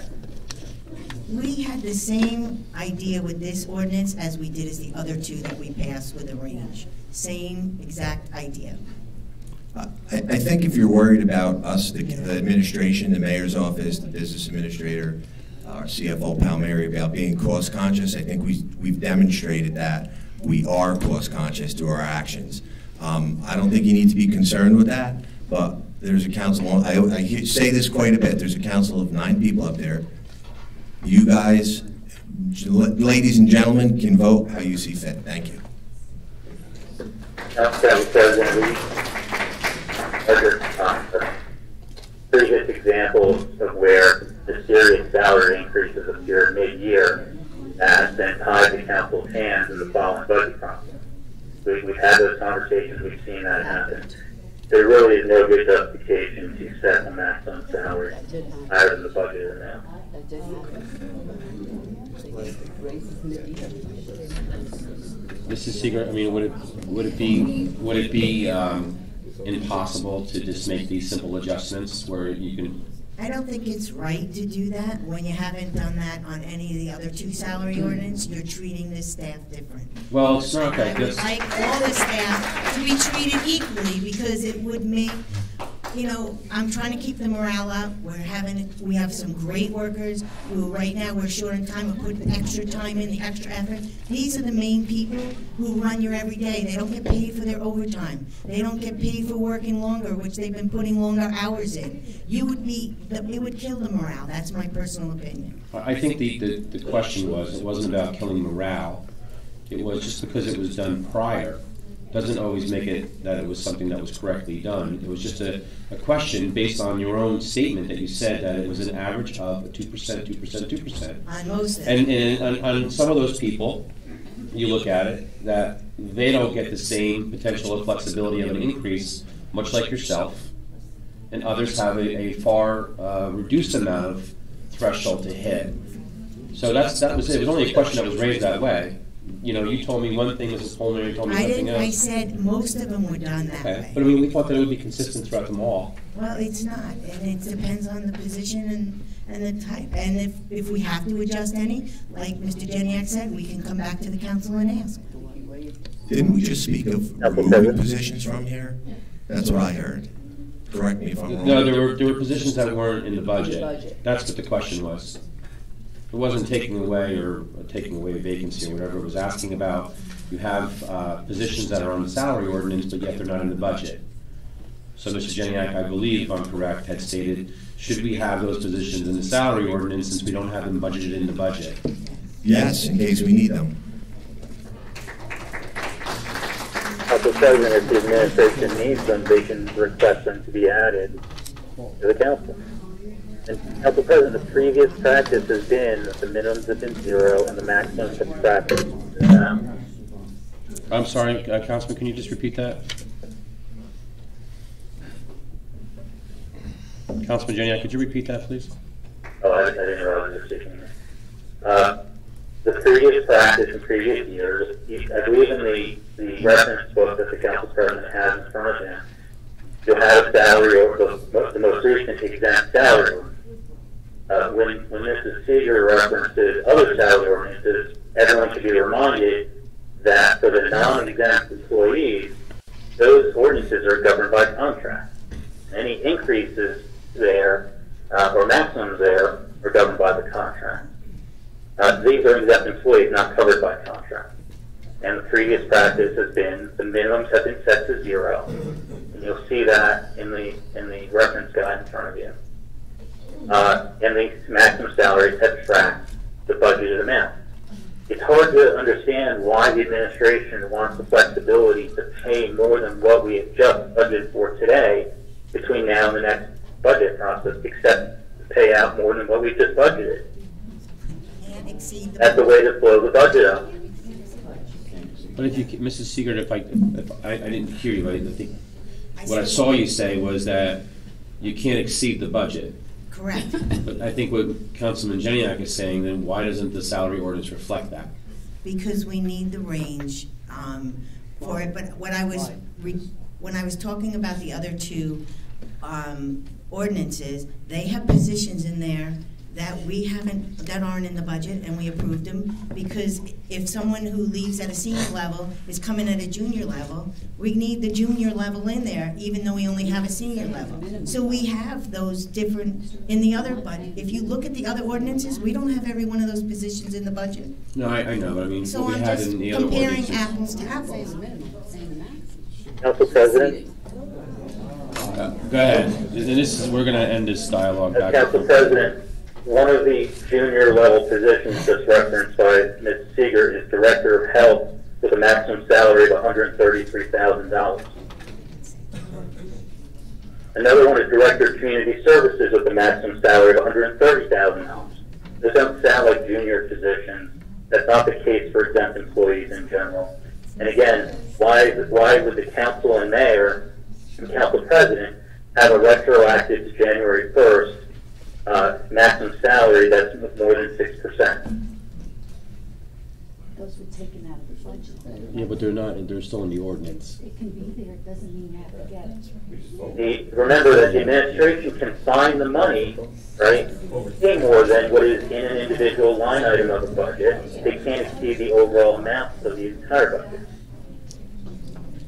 So funds can be moved around. We've seen evidence of that as we've gone through the budget process. That's happened in previous years. Council President, can we call the vote? I say that. We're not making a motion on it. And real quick, Mrs. Seeger, so we can move on for the vote. The corrections that we identified in one of them, how do we want to address the correction? The one with the I would just say, I mean, can we make an amendment to the ordinance, to an ordinance? to be 75,000. What, director of recreation? As corrected. To agree with the budget. The maximum. But can we do that On an ordinance. on an ordinance? It's an introduction, so. It's not a vote on it, it's just that. You make the motion to amend it first and then Yeah. vote to introduce. Okay, the amendment first. Yep. So let's do that. Let's make the motion. Yeah, do you have that? What do you want?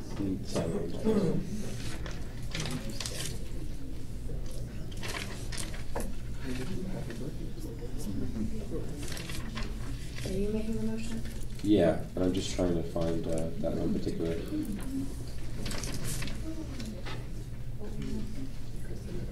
It's going to be the fourth one from the bottom, Director of Recreation.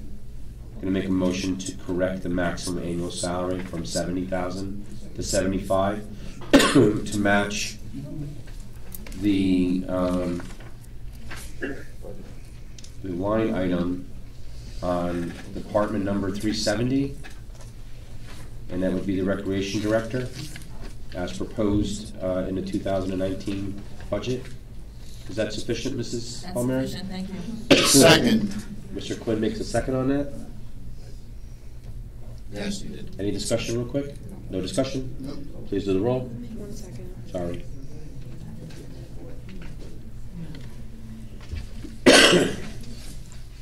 Councilmember Quinn? Yes. Councilmember Friedlander? Yes. Councilmember Jednak? Yes. Councilmember Palumbo? Yes. Councilmember Smith? Yes. Councilmember Sackett? Yes. Councilmember Jackson? Yes. Vice President Abrahamson? Yes. President Kelly? Yes. 9 yeses, 0 no's. Motion carries.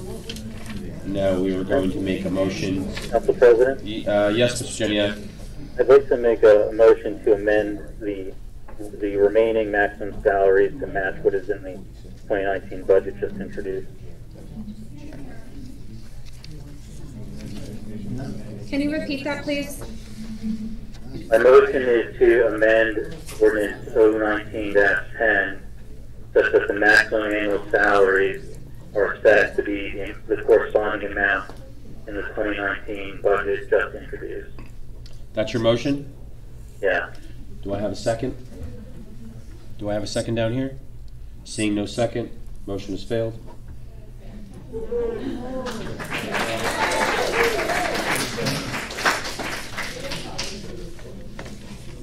Again, we have the ordinance to introduce, which is 019-10. Do I have a motion? So moved. With the amendment, the amended motion, I'm Yes, sorry. correct. Do I have a second? Yes. Mr. Freelander. Sorry, Mr. Quinn on the motion. Freelander. It would be ordinance 19-10. Clerk, please do the roll. Councilmember Quinn? Yes. Councilmember Friedlander? Yes. Councilmember Jednak? No. Councilmember Palumbo? Yes. Councilmember Smith? Yes. Councilmember Sackett? Yes. Councilmember Jackson? Abstain. Vice President Abrahamson? Yes. President Kelly? Yes.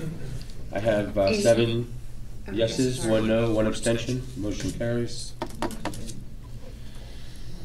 I have under 12, I have B, would be ordinance 19-11. It's an ordinance of the Township of Rockaway, County of Morris, New Jersey, providing various capital improvements for the Township of Rockaway and appropriations of $2,220,546. Therefore, in providing for the issuance of $1,442,771 in general improvement bonds or notes of the Township of Rockaway to finance the same. Do I have a motion? So moved. I have a second? Second. Mr. Freelander, is that you? That was me. Mr. Freelander, second? Council President? Who wants discussion? Councilman Jeniak? Ordinance 019-11 was amended, I believe, to remove some items. Did you ask if 019-11, if this is the amended ordinance? Correct. Yes. We never introduced it prior. Amended to what? Well, you had given us a... previous version. Oh, I had provided. The yeah, corrected It had version. been provided but never acted on. Correct, this is amended. Yes, this is the correct one.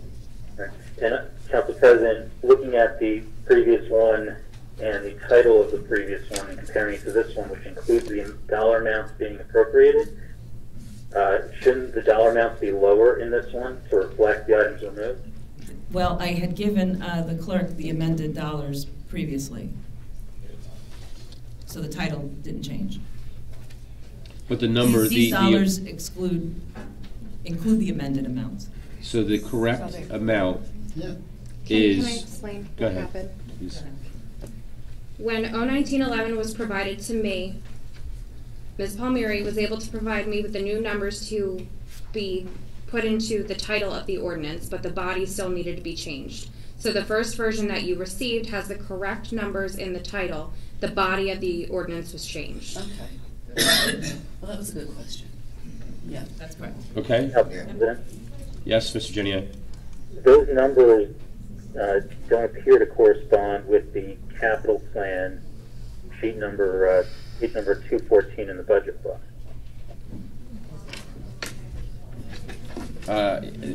After our changes that we did on the last budget hearing?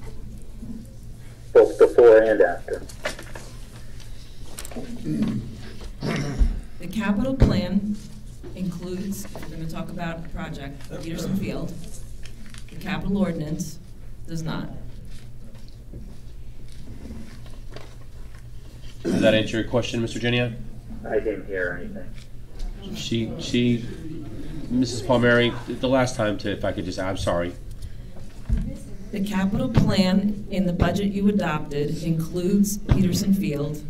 The capital ordinance before you for introduction does not.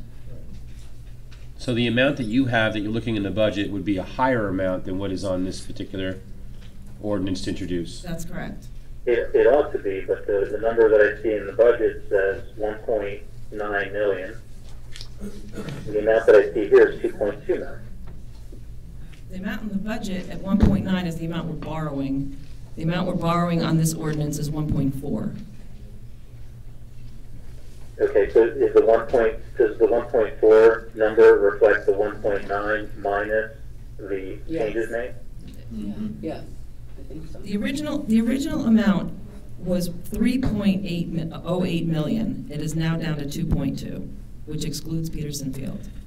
It excludes the vehicle that you cut, 55,000. It includes the diagnostic equipment, 13,000. In all fairness, Mr. Geniak, since you're on the phone, Mrs. Palmieri was kind enough to provide us with some documentation of the recap of the council budget adjustments for 2019. I don't believe you have that. No. Mr. Geniak? I'm familiar with the cuts that were made. No, I understand that, but she put that together. made to the capital portion. Which is what we discussed. I was just trying to help you out to see. So the correct number then is the 3.05 million number? No. I believe the correct number is the 2.2. The correct before number before the Peterson Field improvements and the other changes were made. And that 3.0 million is reduced to 2.2 million. Yes, correct. Yes. Okay. Is there any other questions you have? That was it. That was it. So I have a motion, I have a second. Is there anything else? Mr. Freelander? No? Can we do the roll? Let's go. Councilmember Quinn? Yes. Councilmember Friedlander? Yes. Councilmember Jedinak? Yes. Councilmember Palumbo? Yes. Councilmember Smith? Yes. Councilmember Sackett? Yes. Councilmember Jackson? Yes. Vice President Abrahamson? Yes. President Kelly? Yes. I got 9 yeses, 0 noes. Motion carries. Going over to C, we have ordinance 19-12. An ordinance of Township of Rockaway and the water utility improvements for the Township of Rockaway and appropriation $636,000, therefore, and providing for the issuance of $596,000 in general improvement bonds or notes of the Township of Rockaway to finance the same. Do I have a motion? So moved. Second, I have Mr. Quinn. Motion, second by Mrs. Smith. Any discussion? Seeing none. Clerk, please do the roll. Councilmember Quinn? Yes. Councilmember Friedlander? Yes. Councilmember Jednak? Yes. Councilmember Palumbo? Yes. Yes. Councilmember Smith? Yes. Councilmember Sackett? Yes. Councilmember Jackson? Yes.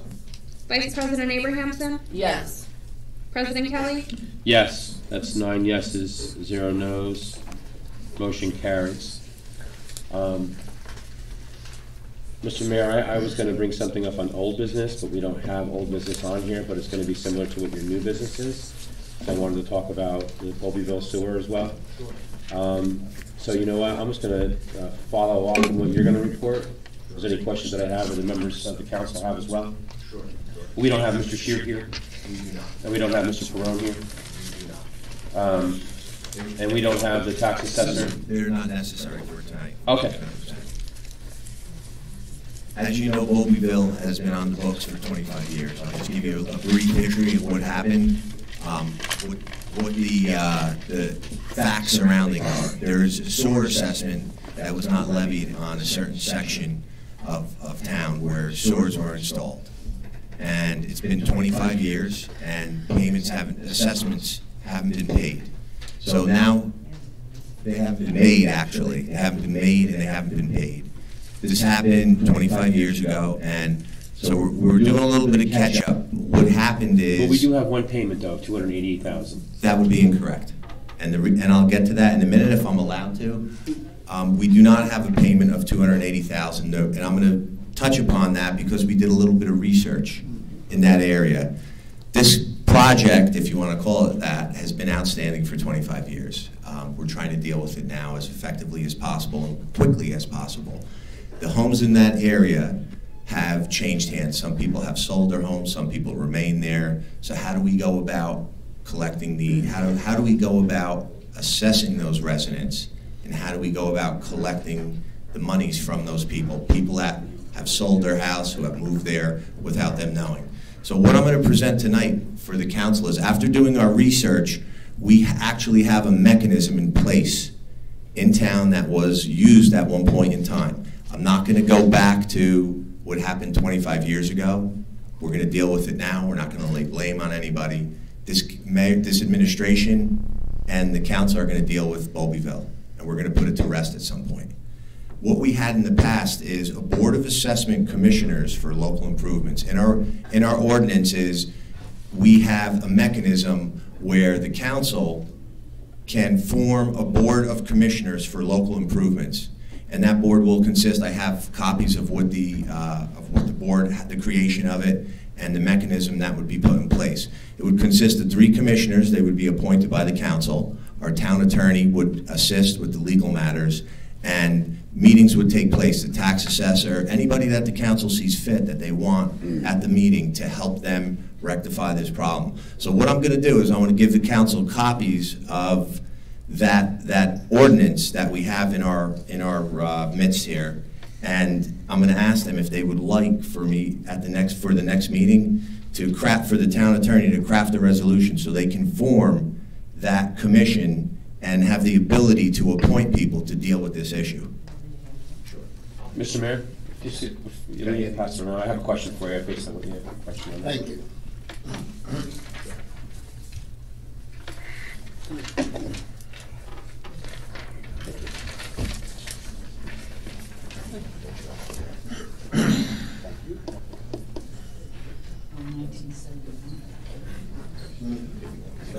Thank you.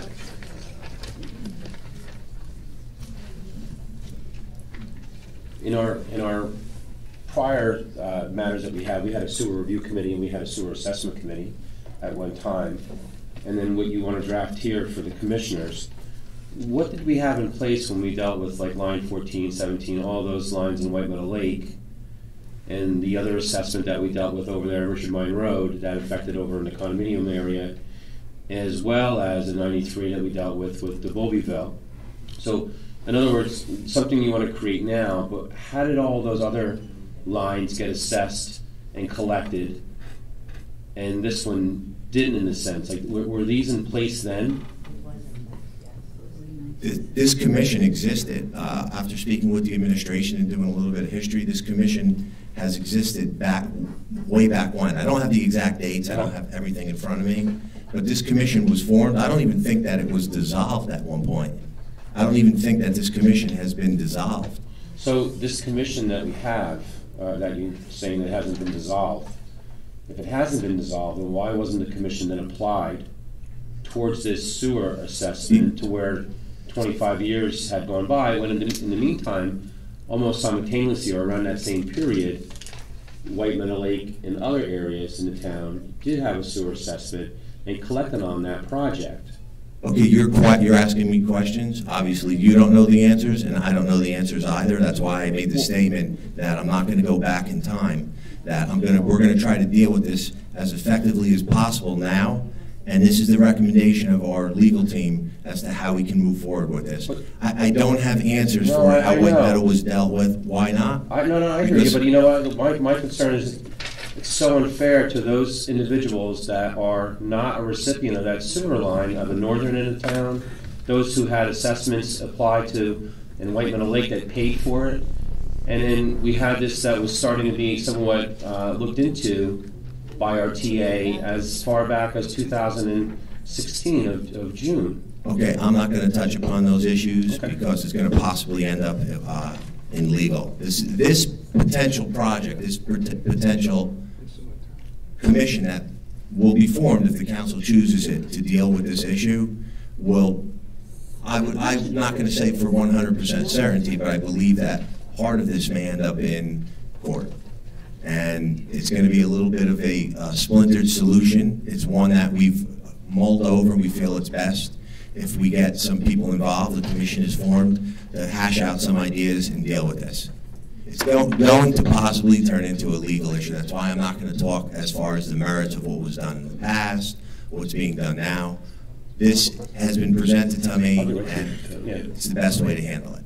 And Mr. Mayor, and you made a statement before about there was no payments. Again, I'm only going based on the documents, because if we go under, ordinance, 9305 and 9311, 94, and then 0426 and so forth and so on, that report that we received from the appraisal in 2006, I believe, is it Zeinenberg? It shows the difference of the $288,000 that were collected by the Armory, allegedly. It's the township document. Oh, I'm going to give you an answer for that. And then we have the difference of that of the 650 plus, because it was just under, it was over 1.375, but then the total cost of it was actually reduced from the amount, was less than $1 million, just a tad. But these are township documents that I've reviewed. Absolutely, and that was taken into consideration. What you said was taken into consideration. The Armory was never assessed.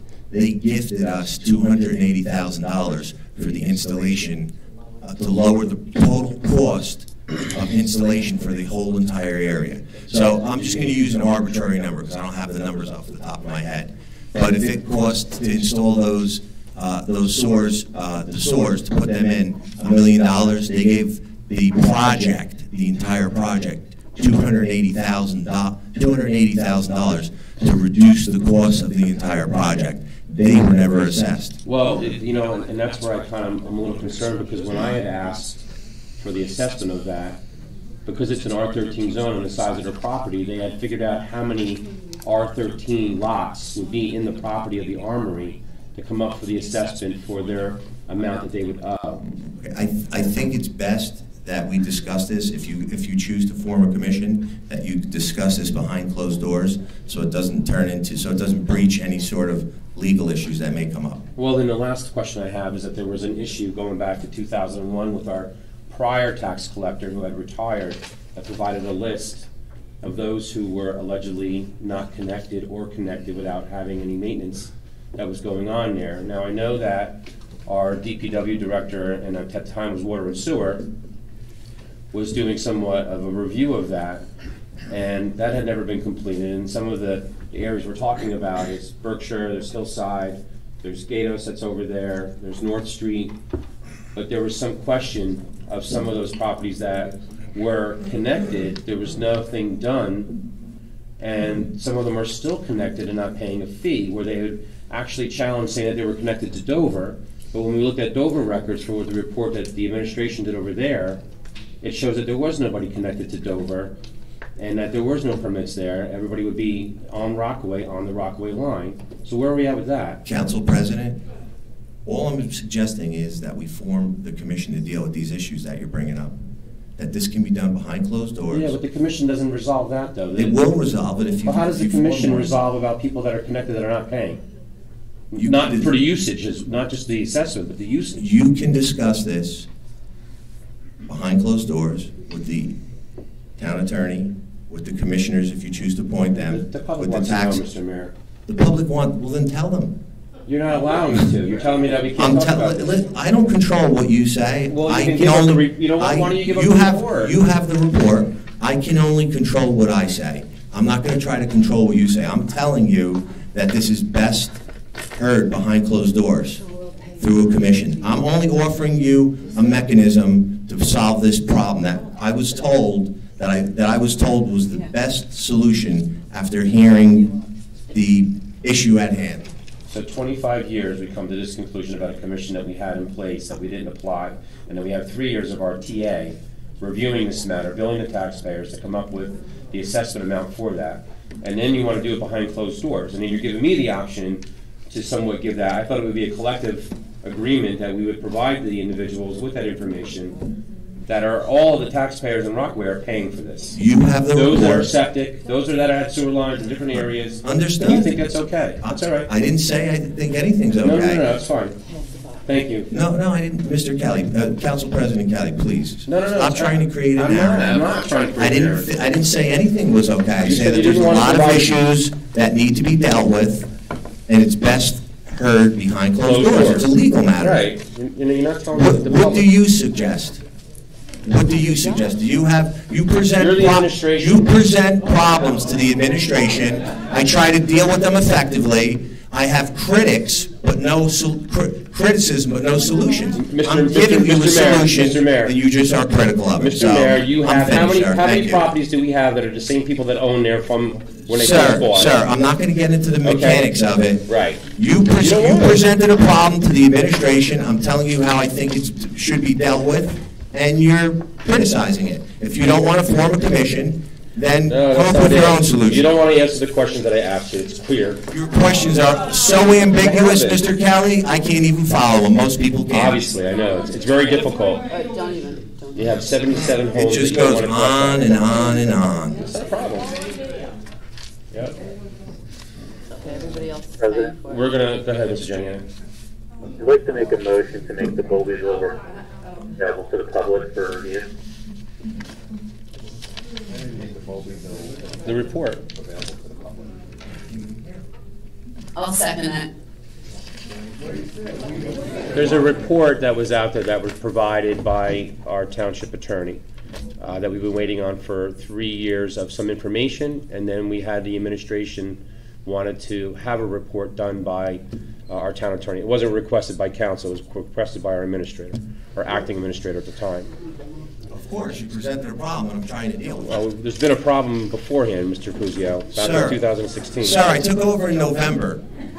Please don't try to cast aspersions that I've been here for I'll show you the 25 invoices years. from back in 2016. Please don't listen. I just said at the beginning of this that I'm not going to go back and You are on council. blame. You are on I'm trying council. to come up with You are a on creative council. solution. Whether you choose to accept it, it's the council's right to accept it or not accept it. I feel it's a good solution. It's in our code, and it can be used to the benefit of solving this. That's all I'm I know, saying. 25 years and you've come to that conclusion. It's a fantastic conclusion. It It is. deals with the issue. Unless you have another mechanism and you want to be collaborative, what is your solution to the problem? That we address the current property owners that are still there right now, moving forward. We're Couldn't talking the about people that commission are- come to that conclusion after discussing it? Well, we had a sewer assessment committee too that dissolved somehow with the prior administration. That's not this administration's problem. Long before my time. I'm just trying to give you a creative When were you a solution. councilman, Mr. Puzio? 2014. Sir, what does this have to do with anything? Well, you were around at the time when What our does attorneys this were have to looking do into with, it it. wasn't presented to me. Mr. Mr. Mayor, you don't want to touch it. I understand it. Sir, listen, I come up with solutions. I come up with solutions. You come up with criticism. That's all you do is criticize. Thank you. We have a motion. We have a motion. Do you remember the report that we got? Go ahead. Yeah. Mr. Natsmano, the report that we have on Bolivar, can we give that to the public? The report that was presented to the council was presented to the council pursuant to the request to the administration. It was presented to the council as an advisory, consultative, and deliberative document. It was presented to the client as attorney-client work product and consistent with the attorney-client privilege. It is the subject of a recently filed lawsuit by Mr. Schmidt. Mr. Schmidt had filed an over request which in part sought the report. A redacted report was provided to Mr. Schmidt. That is the subject of one part of Mr. Schmidt's most recently filed suit, alleging that the non-provision of the report and the over exceptions that were elected are improper. Do we have a copy of that? The report has yet to be discussed in closed session. My recommendation to the council is that if the council wants to discuss this in closed session, we can do so at the next meeting. And I'm sure Mayor Puzio at that time will have Mr. Perrone and Mr. Sheard, and quite frankly, anyone else the council wants to discuss the report at that time. Now, having said that, it's my response. So my personal opinion is that the report should be withheld at least until the council considers it in closed session. Now, having said that, okay, I'm obligated to give the council what we'll call the other side of the law, okay? The privileges that I have cited are privileges of a client, okay? The client is the township, okay? Collectively, okay? Could the council vote to release the report to the general public at this time? Well, I suppose it could. Would that be legal? No, in my opinion, because the council is not the whole township, okay? We have a council, we have an administration, we have a legislative, and we have an executive. I simply counsel the council that I think the prudent thing to do, considering that there has been no closed session yet, council's had the report for approximately a month, okay, that we have a closed session at the next meeting, and one of the council asked the mayor to produce whoever the council might want to assist in its consideration of the report. Okay, that's all I can say about the report. Okay, thank you. Council President? Yeah. Based on what our town attorney stated, I think we should go ahead and one more meeting. Let's talk about it in closed session. And you know, we do, but we're having a discussion here from Mr. Freelander, and I feel exactly what you're saying. That's on that. The response that we had from Mr. Yatrofano in the past, there has been attorney-client privilege or memos that have been circulated. They've been passed. They've been put up on social media as well, even by our mayor, I believe, on one occasion. And it just seems that it may be picking or choosing, but we have this memo that we can't talk about anything that may have some information or maybe assist the public that's there. And now we have litigation because of this memo. Mr. Kelly, can you tell us specifically what memos you're referring to and who released them? Yeah, we can get copies of them that are on there. I don't have them on my hand. Doesn't answer my question. You didn't answer mine either in the past, Mr. Yatrofano. I can only do what I have. I can only do what I have, Council President, I just have one comment. We have requested for the past 4 meetings or a month for Mr. Sheard and Mr. Perrone. I know you've asked more than once to come and for questions. So it's not that we haven't made that request. Mr. So Perrone is here. I'm sorry. He was not prepared because Mr. Sheard wasn't here. Okay, we go back to the audio and listen to it. I think Mr. Puzia, Mayor Puzia, what Mrs. Abrahamson's saying is that, you know, on the 26th of February, when we originally discussed it, and then Mr. Sheard wasn't here, he told us in 30 days we were going to have it. What's an extra 30 days? It's been 25 years. I mean, I can kind of quote that from you. Sure. And then when that time came, you know, we didn't have anything. He was away or You in did Florida. have something. Mr. Perone was here ready to discuss. But not Mr. Sheard, though, just Mr. Perone. And then you wouldn't let Mr. Yatrofano speak. You wanted Mr. Perone to deal with it because he was the one that drafted the opinion that's on there. Best served by the person who drafted the document. We have. There's so many people talking at once. Mayor Puzio, can we, next meeting, can we get Mr. Sheard and Mr. Perone here? I'll check, we'll have the, check their schedules, see if Mr. Sheard is available, and Mr. Perone is available.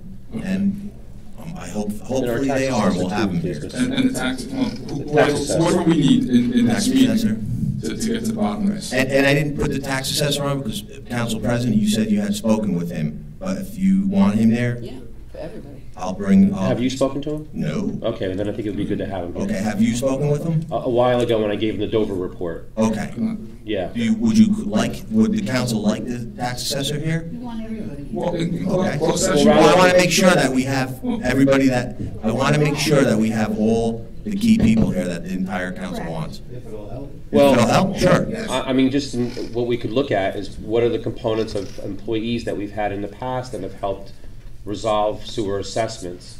So if all those individuals were a party to that, wouldn't it be necessary to have all of them so we can have them together at one time rather than only Mr. Perone or only Mr. Sheard at one time? Maybe some documentation to support where we're at right now. That's why I suggested it. If you want the tax assessor there, I'm asking, trying to make this I think clear. Mr. make sure Palumbo we're all was on pretty the same clear. page. They have these. Yeah, so Good. I mean, if we can get everybody, and just got a question from Mr. Yacob. Sure, I'll just have to check their schedules and see if they're available. 3 people, correct? Mr. Sheard, Mr. Burek, and Mr. Perone. And those would be the folks that could move this along. Correct. Most of the people who dealt with this 25 years ago are no longer here. They don't work for the And town. I think also would be our tax collector too, because there's an issue with that. She has a report though, so she would be nice to have as well. Sure. I just have a question for Mr. Yacob. So, you're cautioning us not to release the report until we all meet together, correct? Ultimately, the decision to release the report at whatever time, okay, is going to be the council's. Okay, but are we on firmer ground once we've all had a chance to discuss this? In terms of the decisions you're going to be making, of course. Okay, so after we meet and discuss this, you'd be okay with us releasing the report to the public? I don't know. I can't answer that question at this time, honestly. Well, yeah, at what point do you think it would be, or you just can't answer that either, what point do you think it would be okay to release this? I think a lot depends upon, let me say this, and I'm not trying to be evasive. We are clear about the approach that should be taken to resolve and address the problem, okay? As far as that decision is concerned, okay, history doesn't matter except that history didn't achieve the objective that the township needs to achieve, okay? There may have been 5 bungles in the past, they may have been 100 bungles, okay? They're really irrelevant in terms of the mechanism going forward. The problem is the lack of assessment of the properties that benefit from that sewer line. And the only way to cure that problem is to move forward with the proper legal assessment process. Okay, at some point, does that document become subject to Oprah? It already is, courtesy of Mr. Schmidt. From you guys, okay.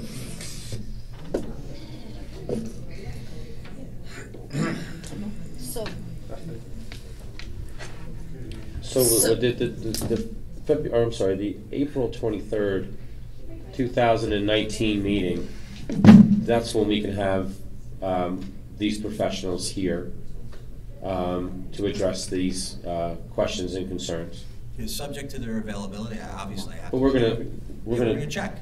We I will mean, check. to move this along, every Absolutely. effort so we can. Do you expect the CFO to be here at that meeting? She is not here.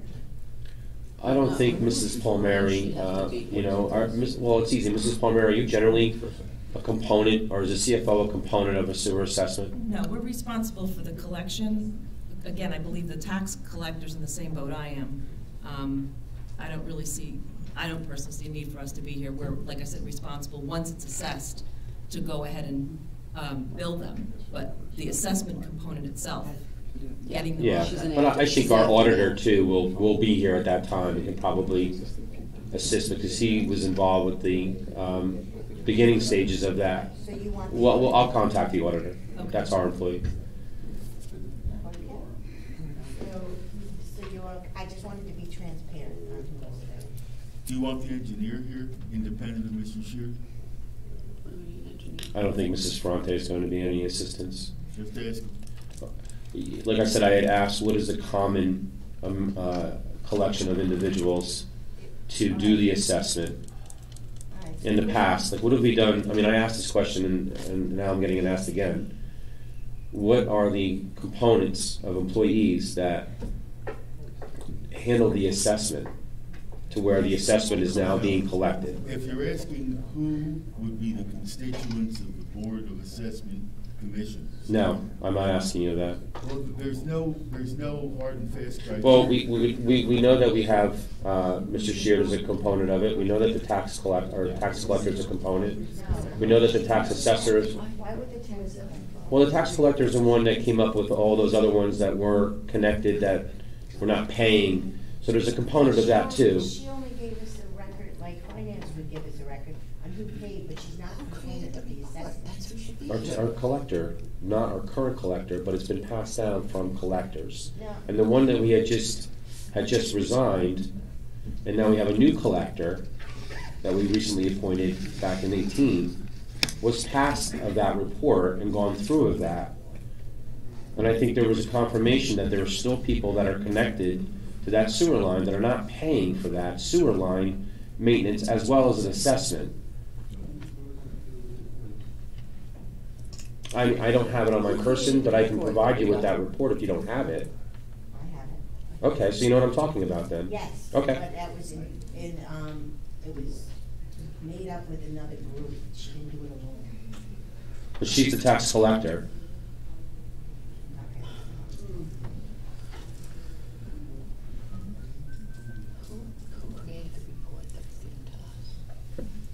Mr. Perone did.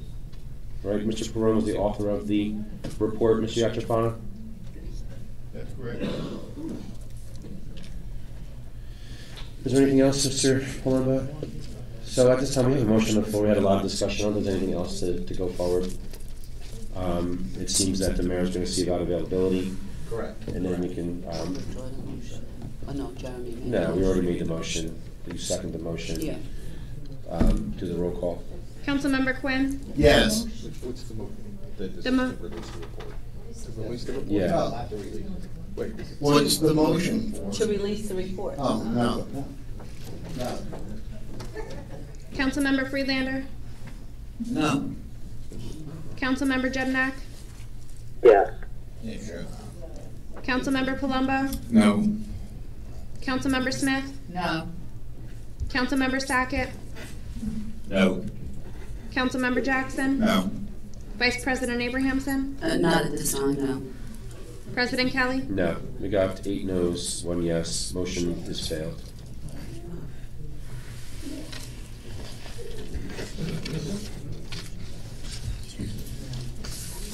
We have reports. We just did that. That was new business. Does anyone else have new business? Does anybody else have any new business? No? No, there was no old business on the agenda. I was going to bring it up as old business. The mayor was bringing it up as new business. It just ironically we had the same interest tonight on the we're going to reports, please. That's new business. Okay. We'll go to reports. Thank you. I just was wondering about a couple of resolutions that were launched to try to get on the agenda that we never had a chance to discuss at all. They were just pulled off. Which resolution are you talking about, John? I don't have any. I have, let's see here. I have a resolution to ratify and approve actions taken by the Township Council. That's going on the 23rd? Council meeting. That's going on the 23rd, yeah. I already informed the clerk of that. I also spoke to Mr. Palumbo about that. I think he relayed that to Mr. Jackson. I'm assuming, that's between you and Mr. Palumbo. But that is going to be on the 23rd. And it is still within the 45-day time frame. Okay, so we have 10 additional days after that, God forbid. We still work within the notice period as well. So that's being addressed with that. On the 23rd of April. I also have the resolution to increase the bid threshold for Rockaway Township. We've already addressed and voted on that. Voted on that once before. And the next one is the contracts. Right? Is that the other one you're talking about? Yeah. Correct. And one of those issues that are on there is subject to the litigation that we currently have right now in front of the courts in Nikowitz. What's the next resolution that you have? 19-07. Which is? Oh, hold on a second. I pulled off my phone here. I didn't have a copy, so I saved it. It was the ordinance to amending Chapter 2 Rules of Procedure, Meetings of the Council, subsection 2-5.2, regular meetings of the revised general ordinance of the Township of Rockaway. With the regular meetings, the council shall meet annually for organization the first Tuesday of January at 7:30. The council shall meet regularly thereafter on the second and fourth Tuesdays of each month at 7:30. If a regular meeting falls on a legal holiday or such other day when the council determines that it would be inappropriate to hold a meeting. And that was something that Councilman Jeniak had brought up and then pulled. I don't remember that. Yeah. I'm bringing it up. So. Yeah, Council President, with the budget process ongoing, I thought it was best to save those until we complete the budget option. Yeah, that was something that was recommended. I never, well, I'm bringing it back up, so I never heard him say it. Well, I'm just giving the answer yeah, why. I appreciate that. Let me just finish this real quick. To hold a meeting of the council by resolution shall set the time and place of a regularly scheduled meeting.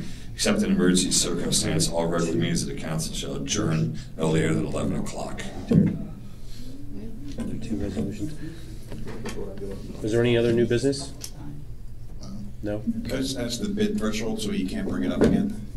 Once it's voted on, it can't be brought up again? Oh, no, well, we did address it, that's on there. So, I mean, if we keep voting on it and no, I mean, when are we going to keep stopping on it? So if we've already I never got a chance to vote on it. You guys did it like 2 in the morning when I went home.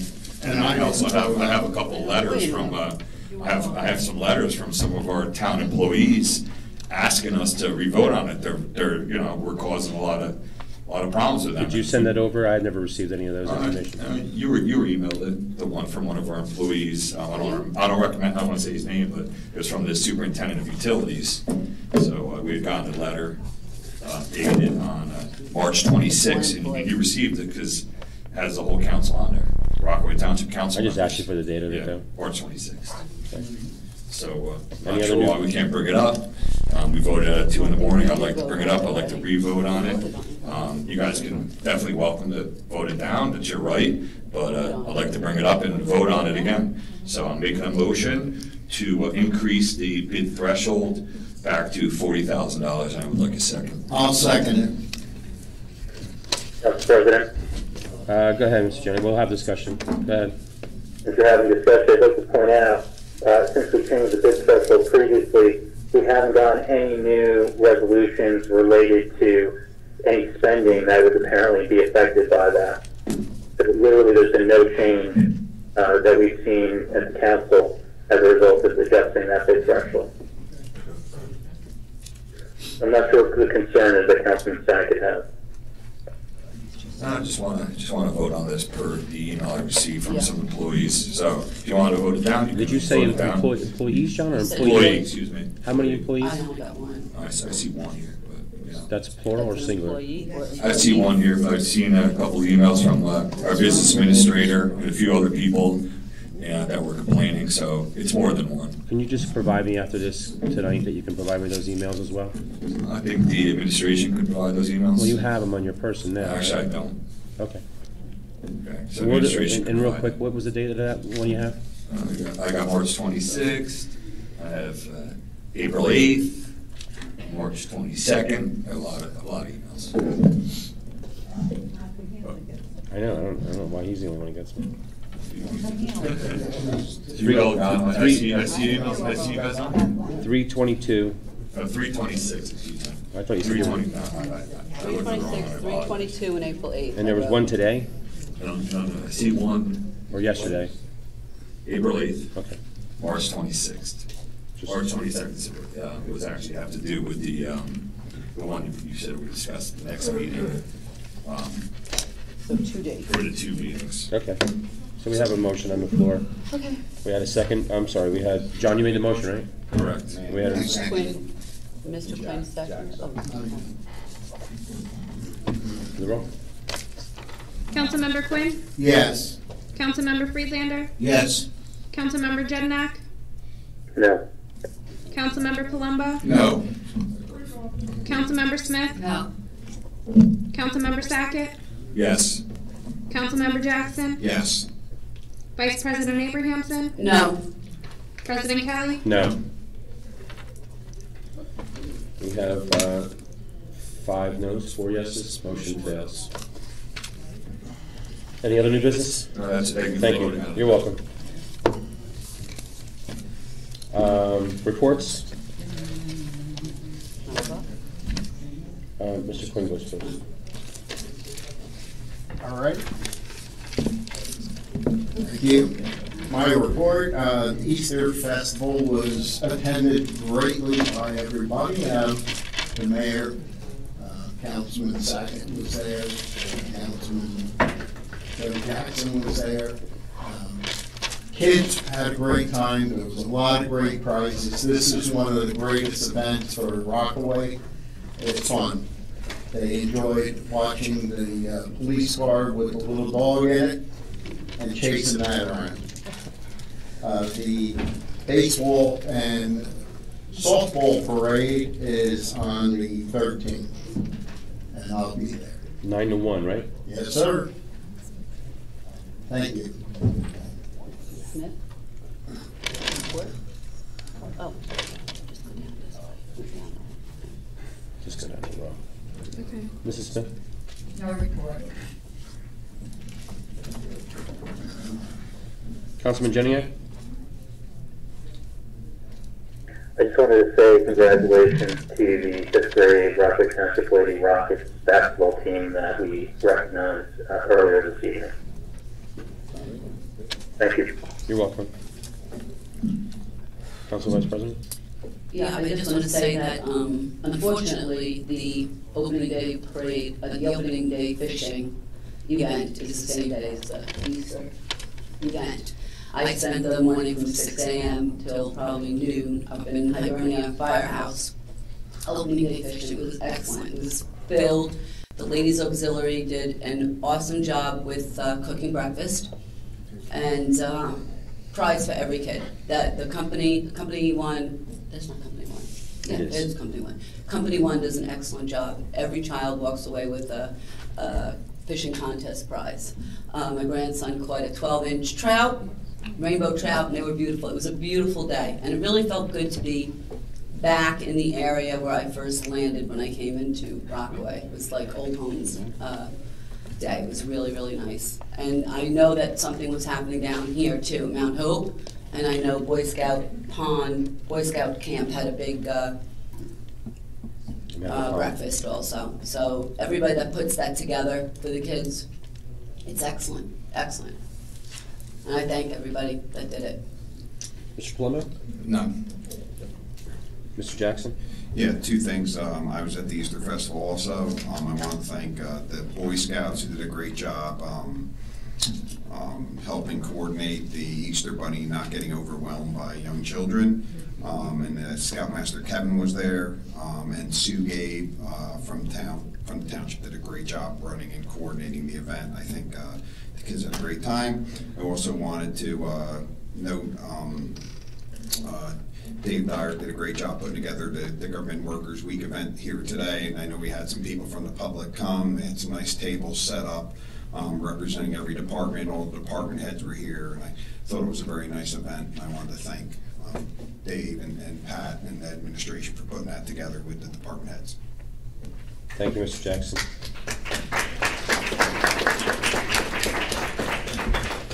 Mr. Sackett. A couple of things.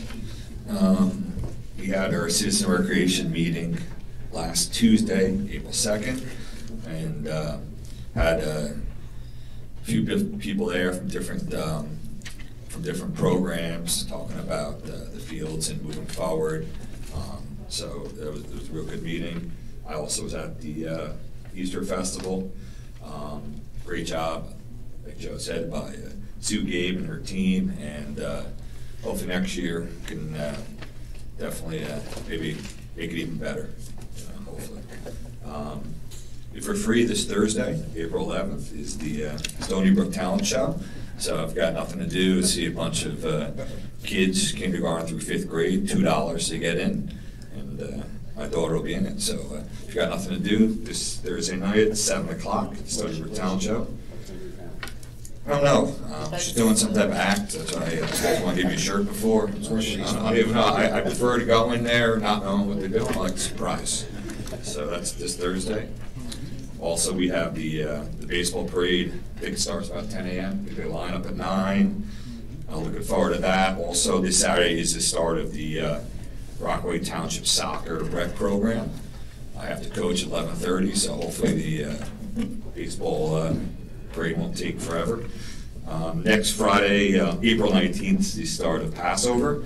So everyone who's celebrating, I want to wish you Chag Sameach. And also next Sunday, April 21st, is Easter.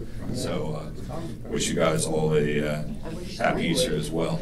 And next meeting, since we'll be during Passover, I won't have any chips, I'll have some matzah. Thank you.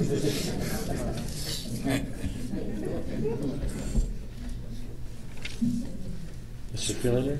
Yes, two things. One, library meeting last month.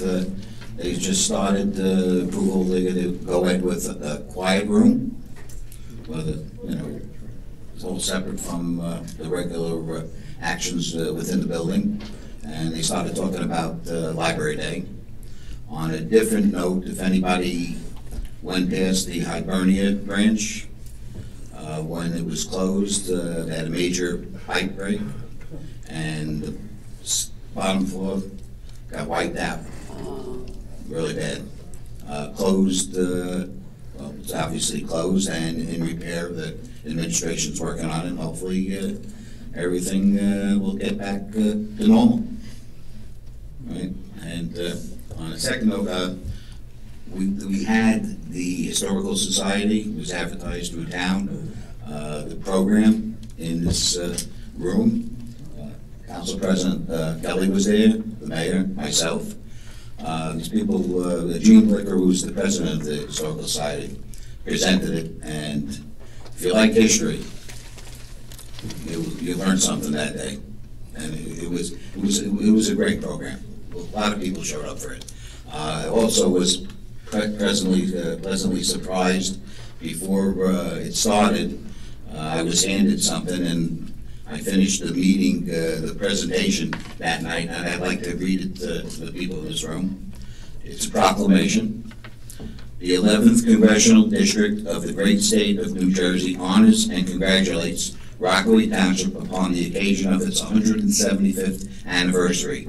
And whereas Rockaway Township was formed in 1844 and its service to the area began in 1715, and whereas Rockaway Township proudly preserves and celebrates its rich history with national historical sites Split Rock, Furnace, and the Fort Phage House. And whereas Rockaway Township today continues the centuries-old traditions of assisting the United States military by first forging supplies for the American Revolution to the current military research and development programs at Picatinny Arsenal. And be it known, the undersigned member of the United States Congress, the Honorable Mikey Sherrill of the 11th Congressional District of the state of New Jersey, hereby honors and congratulates Rockaway Township upon the occasion of its 175th anniversary. signed by Congresswoman Mikey Sherrill, April 1st, 2019. That's what they saw this day. We are known for some good things. That's it. That's it. And then, Mr. Freelander, thanks for your dedication you have to the Historical Society. I know you're heavily involved, and every time I do see them, you're always a part of that. That was there, so it was, yeah, all that they do, and if everybody gets an opportunity to go to the Fort Fascia House and what they've been doing, and it's just, it is. And I was going to comment on that too for Historical Society that they had on the 1st of April. Actually, our 175th celebration is actually the 8th, which was yesterday. And that's why I'm holding on to this, so we'll be reading it all around town. Yeah. So that was a very well attended, and I actually had come over some old memorabilia with regard to the church I have to give to the Historical Society. I have some of the graduating class from the 20s. That one of the properties that I had purchased had a lot of stuff that was in there, and I spoke to some of the organizers to provide that for them. So I'm going to assemble that as well. On the 6th, I also attended the fishing contest for opening day. They had one in Mount Hope. They also had it at Company 1. The Ladies Auxiliary do a phenomenal job. They had a breakfast there. That started at 6. They sold out of everything they had. The attendance of the kids, the prizes. My daughter was who was 7, picked up a 17.5-inch trout and got herself a little prize. And they make sure everybody gets a prize no matter what. So the company and all the members there and the volunteers just do a great thing for the community there. And maybe next year we can get in the budget to give them a little bit of money they didn't get this time. For whatever reason, they were shy of some money for some of the trout that they stock in there. Also at Lake Telemark on the 7th, we had hosted a Easter egg hunt for all the kids. We had a little over 35 to 40 children that participated in that. We had on the beach as well as in the playground area having 2 styles of hunts for the kids. And then we had foods, treats, prizes, games that we had, and it went from 1 o'clock till about 4 o'clock over there. And again, Lake Telemark's community, it's not like Whitman Lake. We don't have mandatory dues, but we do the best that we can within our means, and we're just trying to provide for our community and the children that's within there. The baseball parade, obviously Mr. Quinn had hit. I look forward to being there for that. I know, Mr. Dyer, you're going to look into that one concern with the graffiti, right? Yep, I'll be sure it's on it. Great, so we can address that. That's over there. I did a walk around, and I know there were some comments before about our fields, but if you went there yesterday, the fields look great from how Recreation really put some time and going there. I know I can say Mr. Swanton's name, does a phenomenal job with a small crew and really puts out some great product there for those fields and what they're trying to do to keep them in great shape. The other thing that we have is, I'm sorry here. Thank everybody that participated in the budget process. I know, Mrs. Seeger, you were an assistant BA, you became acting BA, you became the BA, and you assembled everything that you had going on. You had your hearings that were there back in November. You assisted with getting backup documentation that we requested. Mrs. Palmieri, excellent job as well of what you did, and all of the department heads that assembled their budgets and provided with the information, answered questions, what they could or were allowed to answer. And then the cooperation of this council. I mean, it was a very collaborative meeting that we had in our last budget hearing. And you know, there was a lot of recommendations and looks and focus on that.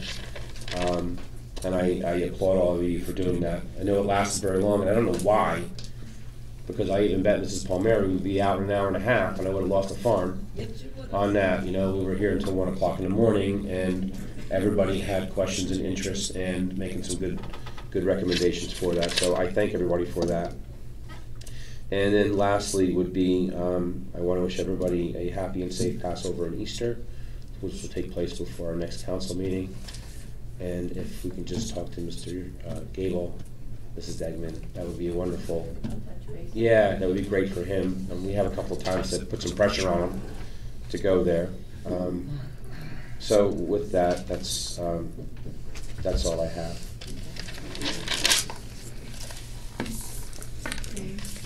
I just want to remind everybody that April is Autism Awareness Month. I did a proclamation that I put online, and I don't want to forget, so that's why I'm mentioning it again today. We had a basketball game at KDM that I attended to raise money for autism. It was great. It was seeing all the teachers and the kids play basketball against each other, a lot of community spirit.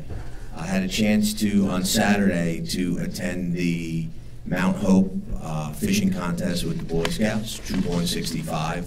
I didn't expect this, but we got a treat from Picatinny. They brought some of their heavy armament out. One of the cannons was there. They didn't fire it off this year, which I was a little disappointed. They did last year.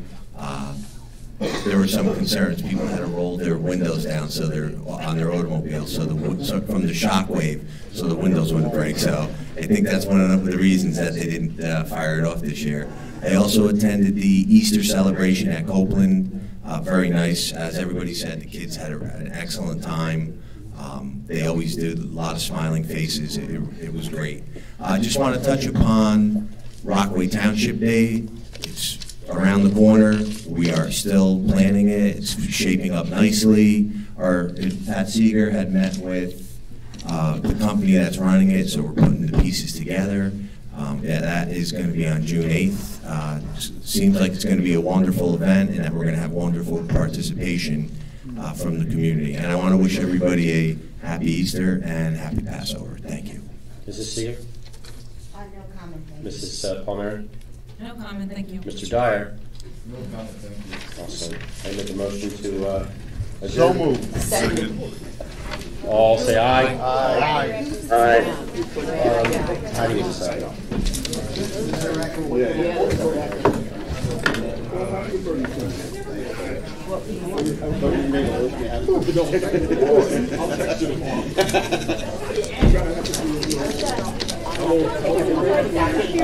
What's that?